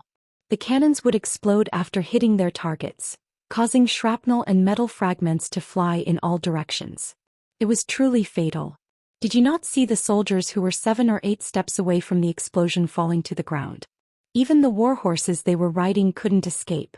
They were knocked down to the ground by the remaining power of the blossom bullet, and screeched incessantly. Are these the cannons of the Han army? Many of the Mongolian soldiers who were not hit by the cannons looked at this scene with fear in their hearts. Many of them even exchanged glances with each other as if to say, how could they resist the power of such artillery with mere manpower? If the Han army had such an endless supply of cannons, how could they fight this battle? How many people would it take to rush in front of them and brandish their sabers? As for he and the others, they completely believed Gray's words. This time the Han army did not have a good feeling about this. It seemed that their choice to trust the other party and surrender was the right choice. The cannons were still firing. In less than an hour, hundreds of tents had been destroyed and tens of thousands of people had been hit, either dead or injured. Finally, the cannons stopped firing as if they were tired and wanted to rest. On both sides of the cannon formation, regardless of whether it was the 2nd Cavalry Division of the new 2nd Army or the 2nd Cold Front Division, a sliver of disappointment appeared on their faces. Originally, they had assumed that the Mongolian cavalry would not be able to endure such torture and would take the initiative to charge over. However, who would have thought that after an hour of cannons firing, not a single one of them had charged over? This caused them to be greatly disappointed, and they scolded the Mongolian cavalry for not having any backbone in their hearts. Let's rest for a while and lower the temperature of the cannons before firing again. Beta Persei lit up a cigarette in satisfaction, and threw the rest to the soldiers beside him. Then, without caring about his image, he sat down on the ground with a satisfied smile on his face. The previous round of cannons firing was extremely satisfying, and had also achieved the goal of not letting the Mongolian army rest. When he looked at the 5-star army camp behind him, they were still incomparably silent. Clearly, they had already received the news and did not bother about the cannons firing. They should sleep if they had to. One side was full of energy after a night of rest, while the other side was extremely tired. Even in terms of soldiers, they had a 30% advantage. When Beta Persei thought about how all of this was achieved under his command, he could not help but feel extremely satisfied. The cannons of the Han army finally stopped firing, and the soldiers in the Mongolian camp heaved a sigh of relief. The Mongolian soldiers who were fortunate enough not to be hit by the cannons naturally rejoiced, but at the same time they started to set up their tents. There was still a huge battle tomorrow and they still needed to rest. However, it was a pity that the area in front of the city gates could not be used anymore. That area was filled with craters caused by the cannons, and the ground was also covered in blood. Furthermore, there were corpses everywhere and the stench was extremely strong. They could not stay there any longer. There was not enough space, so they could only move to the sides. Using this chance, the tribes also moved their tents, moving to the sides. Their actions were ridiculed by the other Mongol tribes, while the tribes loyal to Muhammad took the opportunity to occupy those places for their army to set up camp. On the city walls of New Salai City, Prince Bola saw all of this and his expression was extremely solemn. We can't go on like this. Who knows if the Han army will use their cannons again? Just in case, we need to be prepared. Where's Hulahin? I order you to lead the 5,000 cavalry and prepare to charge. The moment the Han army uses their cannons again, charge up without caring about the cost and destroy them. As he spoke, Bol turned his head to the side and looked at Hulahin, who was wearing a suit of armor. Bola looked down on Hulahin in his heart. He was just a dog that had lost his home because of the Han army. Such a coward was not worthy of standing beside him. If it was not for the fact that he was in dire need of manpower, he would have dealt with this person long ago. However, even so, he could not let him off so easily. Bola had already heard that if it were not for this Hulahin provoking the Han army in the Far East, they would not have come to his territory. It could be said that this person was the root of the problem, the source of the war. With such an understanding, how could Bola treat Hulahin well? Sending him out this time was equivalent to sending him to his death. When the ashen-faced Hulahin heard that he was going to be deployed in the middle of the night, he dropped to his knees and begged, "Your Highness, please spare this lowly one. This lowly one is willing to serve you as my master and serve you for generations to come." Seeing that Hulahin did not want to lead the troops, Bola's face sank and his voice became cold. "What? You want to go against my orders?" This. Your Highness, it is not that this lowly one wants to go against your orders. It is just that the Han army's cannons are too powerful. Furthermore, they are taking the initiative to attack, so it is impossible for them not to be prepared. Attacking in the middle of the night is too short-sighted, and it is not suitable. Hulahan opened his mouth and spouted nonsense. Even if it is the middle of the night and we cannot see through the enemy, they should not be able to see through us either, right? This is the best time to attack. Do not worry, as long as you can kill your way through, this prince will immediately order the army to follow up. At that time you will have the greatest merit. Bola rejected Hulahan's request and gave the order in a resolute tone. Since he had already said that if Hulahan still refused, he would not even have the chance to charge and would be taken down by Bola. Thinking that there was at least a chance of survival if he attacked, he could only nod. Since that is the case, this lowly one will lead the men to charge. I only hope that your Highness can grasp the opportunity and send the army to kill them. I know. As for what to do, this prince will naturally have his own plans. Go and prepare. I will give you an hour. Bola said impatiently. Bola still stood on the city wall. He had a feeling that the Han army would not stop here. If it was him, with the advantage of the cannons, he would also take the opportunity to increase his gains. The truth was as he had expected. An hour later, the cannons sounded out once more, and the Mongol camp that had just moved their tents were once again baptized by cannon fire. Attack! Tell Hulahan to attack immediately. On the city wall, Bola's eyes were spitting fire as he watched all of this. Although to the Mongol army that had hundreds of thousands of men, the loss of 10 to 20,000 would not be a huge blow, but it would be a huge blow to their morale. If they did not do anything, their morale would definitely plummet, and that would not be a good thing for the battle tomorrow. As for whether or not the enemy would be prepared after sending out Hulahan, that was for sure. However, he still sent out those 5,000 men to see if the Han army was prepared or not. Once he found an opportunity, he would not hesitate and would immediately give the order for the army to attack. On the other hand, if there was no opportunity, he would just sacrifice Hulahan's 5,000 cavalry. Those were not his own men, so what if they died? The city gates opened, and Hulahan led his 5,000 cavalry to charge out. The battle cries were especially ear-piercing in the night. Hulahan still had some brains. After he received the order, he immediately went to his camp and called for his subordinates to pass on Bola's orders. Brothers, it wasn't easy for this general to obtain this opportunity to render meritorious service. As long as we can charge out tonight and destroy the cannons of the Han army, it will be a great merit. In the future, endless wealth awaits us. What about the future? It all depends on tonight.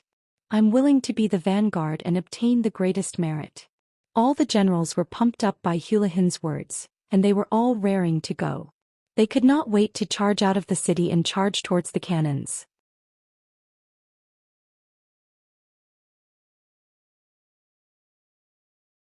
Chapter 1448. Thus, the moment the city gates opened, the 5,000 cavalrymen charged out of the city. However, the moment they stepped out of the city, they saw flames and cries of agony everywhere.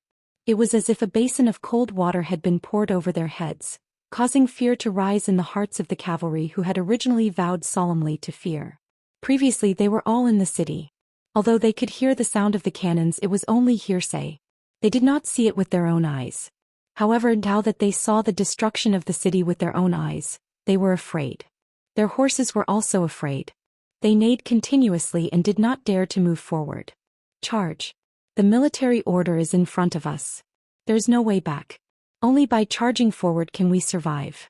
Those who do well will be rewarded. Charge. Although Hulahan was prepared for this, his expression was unsightly, but his tone was still firm.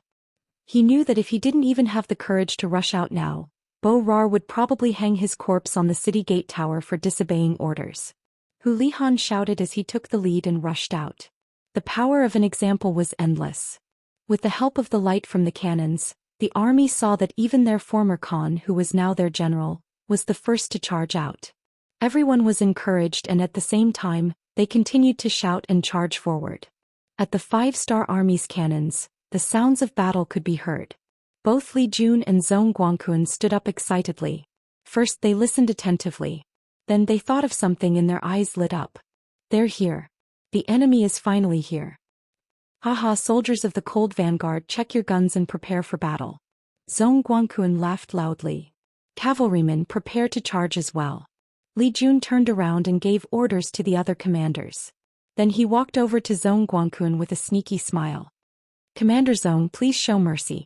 You must leave some soup for us cavalry brothers. No problem, no problem. We are only responsible for the enemy cavalry within 100 steps. Once they enter this range, it will be your cavalry's turn. How about it? Zhou Guangquan agreed generously. Thank you, thank you. Li Jun thanked him profusely and turned around to make the arrangements.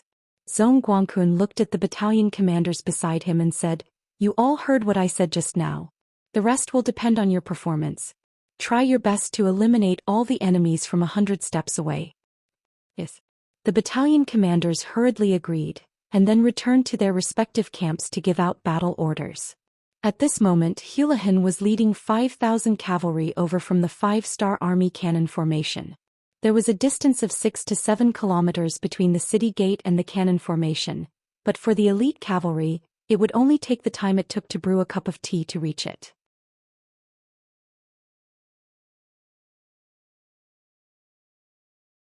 Since Zhou Guangquan didn't give him a chance, he would create one himself. Seeing that the enemy had lost more than half of their men, if they didn't attack they wouldn't have a chance. Thus, Commander Li decided to lead the soldiers to charge and take the initiative to enter the battlefield to kill the enemy. The soldiers of the new 2nd Army's 2nd Cavalry Division, who couldn't wait any longer, were waiting for this order. Seeing that their commander was going all out, they had nothing to be afraid of. After receiving the order, they quickly rushed out and went straight to the center of the battlefield. *CK stop shooting. Zhou Guangquan saw the 2nd Cavalry Division's actions and quickly ordered them to stop in shock.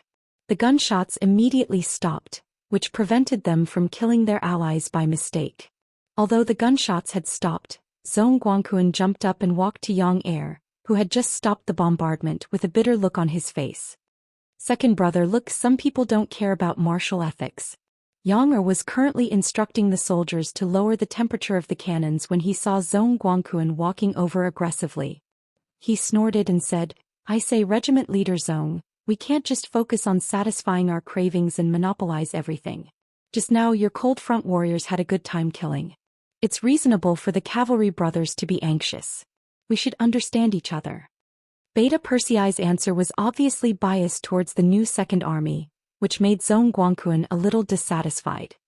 He thought to himself, when it comes to eating alone, I'm afraid no one is better than you, Beta Persei.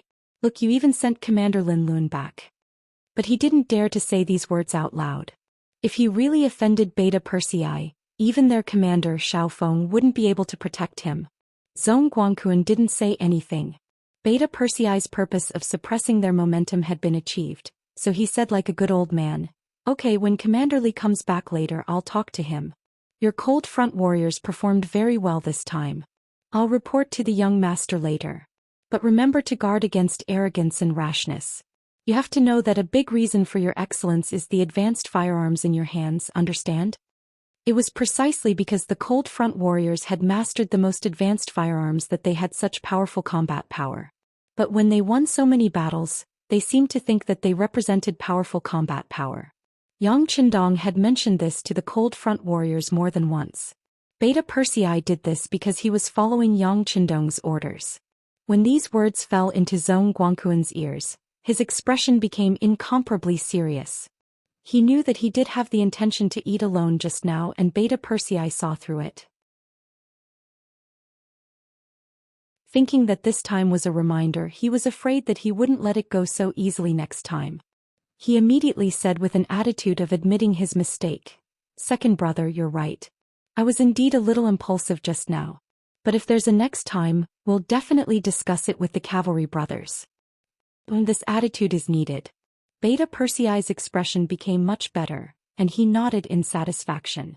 The gunshots stopped, and the Mongolian cavalry who were lying prone on their horses felt the pressure on them lessen. The people in front were either dead or charging forward. Hulahan, who was hiding at the back, had a look of joy in his eyes. It must be that the Han army's firearms ran out of ammunition. Hulahan thought to himself. Wasn't this where his opportunity lied?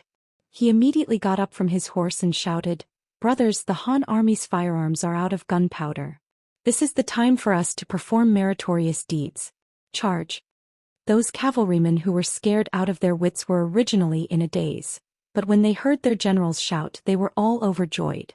Didn't they persevere until now to perform meritorious deeds? Now that the opportunity had come, who would think of letting it go? Everyone immediately sat on their horses and waved their sabers, shouting and yelling once again. However, what welcomed them was not silence, but a stampede that shook the mountains. With Division Commander Li at the lead, more than 8,000 cavalrymen charged forward. Each of them held their breath and charged forward. The soldiers of the 2nd Cold Front Division had their fill, but how could the cavalrymen who became spectators be satisfied? Seeing other people perform meritorious deeds, they were also itching to perform. Finally, the division commander toughened up and gave the order to charge. Which soldier did not rush forward, afraid that if they were a step late, they would not be able to perform any meritorious deeds. Close to 10,000 cavalrymen, their morale was high, and their killing intent was heavy. The moment they clashed with the Mongolian cavalry, they swept through them. They held divine sabers in their hands, which were not only sharp but also tough. The soldiers of the 5-star army roared as they charged forward. As they waved their sabers, the war horses crossed each other, and the Mongol cavalrymen were sliced in half. Their horses fell to the ground one after another, letting out a neigh before they died.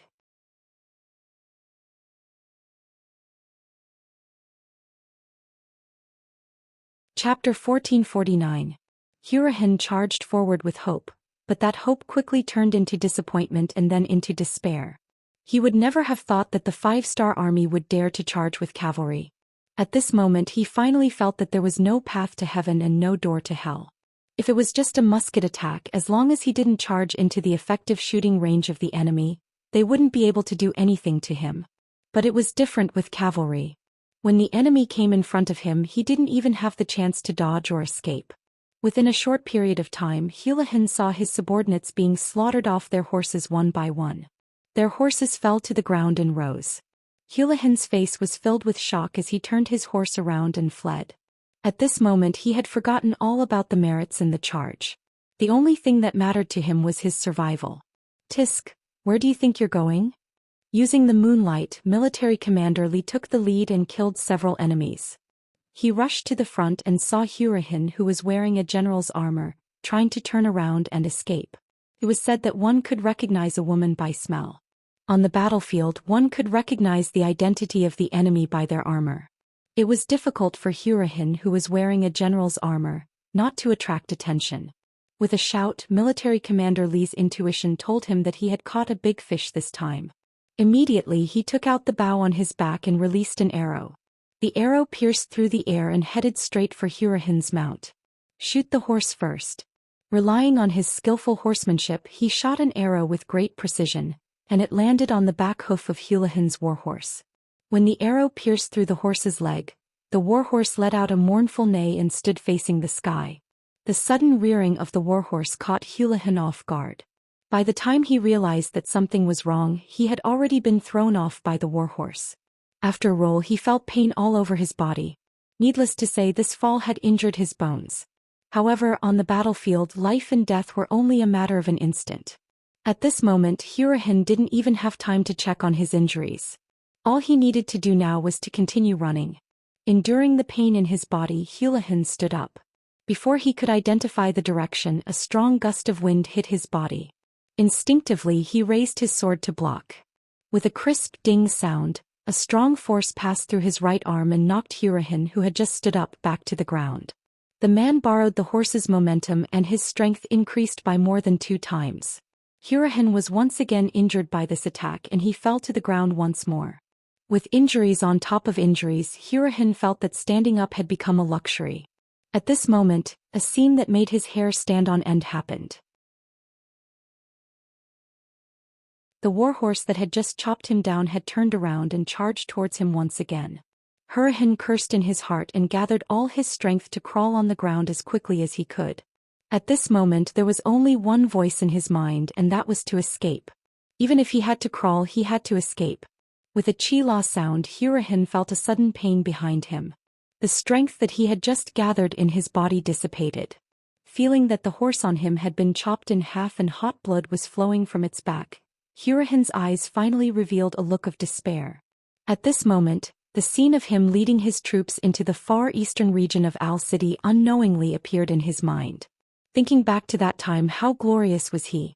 He never showed mercy to his opponents and killed as he pleased. How long had it been and this scene was about to happen to him?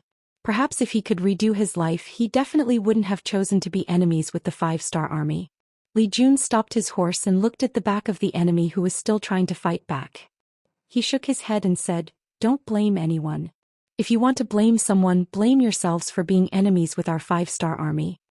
After he finished speaking, Li Jun once again bent down and raised his blade. A bloody head flew into the air. Hulahan, who had once dared to take the initiative to find trouble with the 5-star army, had become an ice-cold corpse. Following Hurahan's death, the 5,000 cavalrymen he led on the battlefield were either dead, injured, or surrendered. After not seeing a single enemy on the battlefield, Li Jun's division commander was satisfied and returned with the army. On the city tower of New Salai City, scouts were constantly reporting the results of the battle. They reported Hurahan's death and the 5,000 cavalrymen's annihilation to Prince Bola. Hiss. Bola only felt his teeth hurt. Although this was the result he had long expected, when it happened he couldn't help but feel a chill in his heart. Not only did the Han army have powerful firearms, but even their cavalrymen were so fierce. Could they really win against such an opponent? This was the first time Bola felt a sense of helplessness and fear of the unknown future. This night was spent amidst the gunfire. Every half an hour there would be the sound of cannon fire. Whenever someone tried to launch a cavalry charge, what awaited them was endless gunfire and a crazy cavalry charge. This scene only ended when the sky began to brighten. During the night, the Mongolian army didn't get any rest. They spent the night in fear because no one could guarantee that the next cannon fire wouldn't fall on their heads. When the sky was bright, Yang Qindong also walked out of the tent. At this time he was clearly in good spirits. After sleeping all the way until dawn, his mental state was at its peak.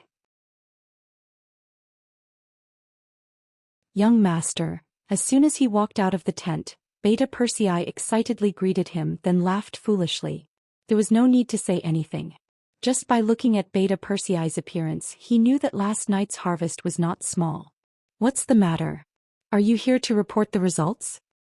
"Yes, young master," Beta Persei said with a happy face. "Young master, according to incomplete statistics, we killed and injured more than 30,000 enemies last night. Among them we destroyed more than 800 of the enemy's tents. They didn't get any sleep last night. It seems that our chances of winning today's battle are much higher." "Not bad." Hearing the results, Yang Qindong was also very satisfied. The meaning of last night's battle was not how many enemies were killed, but how much courage the enemy had. As a result, how could an army without morale be a match for the high-spirited 5-star army? "Well, you've been tired all night. Go and rest," Yang Qindong said with concern, then prepared to go to the front line to supervise the battle. "No, young master, I'm not tired." Beta Persei shook his head vigorously. They were facing a battle with hundreds of thousands of people today. How could he miss out on such an occasion? As for not resting for a night, it was really nothing for people like them who lived on the battlefield all year round. Seeing that Beta Persei wanted to continue to fight, Yang Qindong had no intention of stopping him. There were some things that even if he spoke he could stop the other party's actions, but he could not stop the other party's anxious heart. If that was the case, it was better to let Beta Persei continue to fight. "Okay, if that's the case, you continue to take care of the artillery regiment. Oh right, those 8 mortars, get ready and wait for orders. See if you can shoot down a big guy." Beta Persei, who had long been used to commanding artillery, immediately agreed with a smile. "Young master, you're good, huh?" The sky was bright and Bola also let out a long sigh of relief. Although he didn't have much confidence in winning the upcoming battle, at least they could fight back during the day. With their superior military strength, even if they exchanged 1 for 2 or even 3, they would still be able to fight back. There was no need to continue to be beaten up. Bola's idea was to fight with the Han army in the open. He had already thought of a countermeasure during the night and continued to charge. He wanted to see how much gunpowder the Han army had and how long they could last. For this reason he had already ordered people to invite the tribal leaders. He wanted to make a promise to raise their morale as much as possible and deal a heavy blow to the Han army. Once both sides started to suffer heavy casualties, he did not believe that the Han army would not retreat. He did not believe that the Han army would be able to hold their ground after coming so far, and with the Ross principalities behind them he did not believe that the Han army would be able to hold their ground. Once they retreated it would be time for him to lead his army and attack. At that time it would not be difficult to reclaim all the lost land. More importantly, once he defeated the Han army he would have the other side's firearms. In this way the White Russian army would have nothing to fear. At that time the Golden Horde would regain its glory. At that time once he gave the order, it would not be impossible for him to regain the prestige of his ancestors. In the camp of the 5-star army the soldiers were eating breakfast. Yang Qindong would never mistreat his soldiers in terms of food, drink and clothing. They had even sold their lives to him, so wasn't it natural for him to improve their quality of life? For this reason he took out the canned meat that was provided to the 5-star army and gave it to each of the Mongolian cavalry who had just joined. Fortunately there were steam engines, lathes and production lines now. Many provinces and regions had begun to encourage the people to raise poultry in large quantities. The government would take care of the unsold poultry. In this way the raw meat and meat processing could keep up. There were more and more military rations like this, enough to meet the needs of the army. Otherwise, just in terms of food alone, the needs of hundreds of thousands of people on an expedition would be enough to give people a headache. The Mongolian cavalry ate the canned meat in their hands with a satisfied smile on their faces. They had never seen such things even in their dreams. Now that they had enough it was a happy thing. Perhaps they had never been treated like this before. Some of the Mongolian soldiers were secretly hiding food. In their eyes, it was not enough for them to eat such good food. They should share it with their families and let them know what the so-called delicacies in the world were.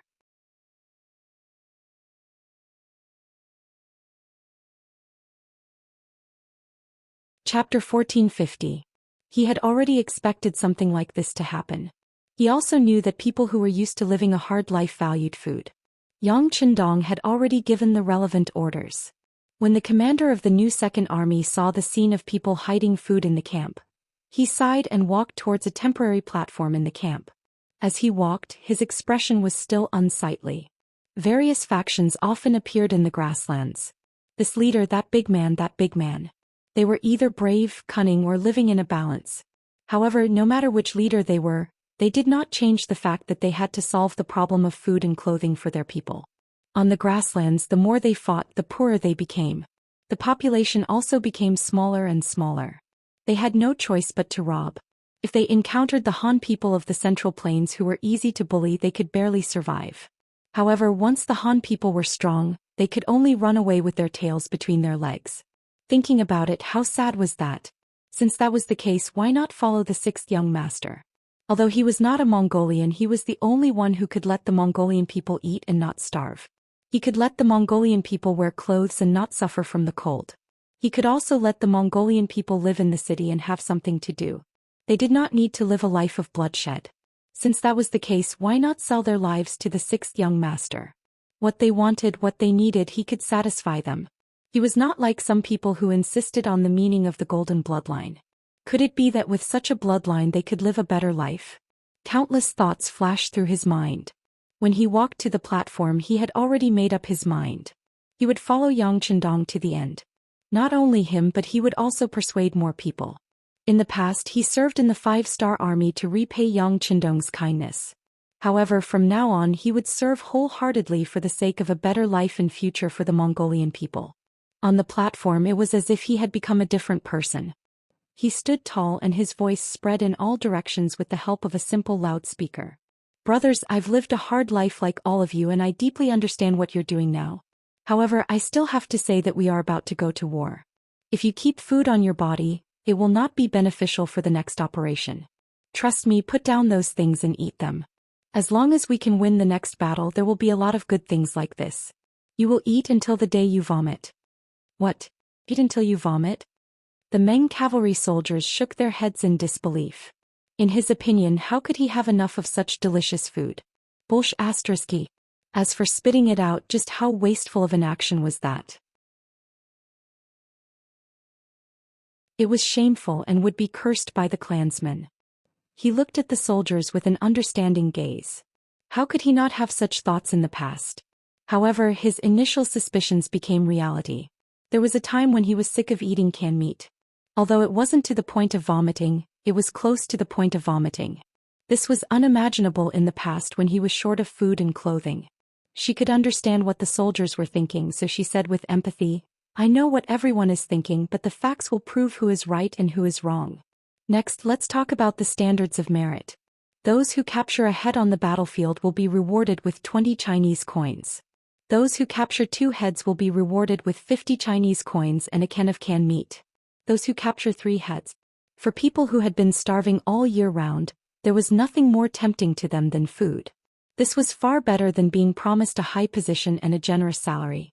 This was something that could be seen and touched. Those who capture 1 person will be rewarded with 20 Chinese coins and a tael of refined salt. Those who capture 2 people will be rewarded with 50 Chinese coins and a can of canned meat. Those who capture 3 people will be rewarded with. She held the list of rewards that she had prepared beforehand and continued to read aloud. These rewards were all very edible. There were salt, sugar, iron pots, canned meat, rice, and even down jackets. As long as one achieved great merit on the battlefield, they would be rewarded handsomely after the battle. The warriors below listened quietly. After learning that there were so many different kinds of rewards, many of them looked forward to it. Some of them even started to consider whether they should kill or capture more people in the upcoming battle. It seemed like the reward for capturing people alive was much better.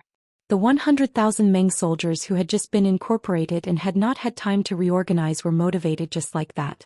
There was no need to do any ideological work, nor was there any need to hold a meeting to reminisce about the past. All they needed to do was to take out the rewards and place them together for the soldiers to see. This was already a great stimulation. When the rewards were placed in front of them, and there were quite a few of them, all of the soldiers were moved. They all looked at the items that they needed and thought about how to perform in the upcoming battle to achieve their goals. This was the power of capital. This was the human potential that was stimulated by material needs.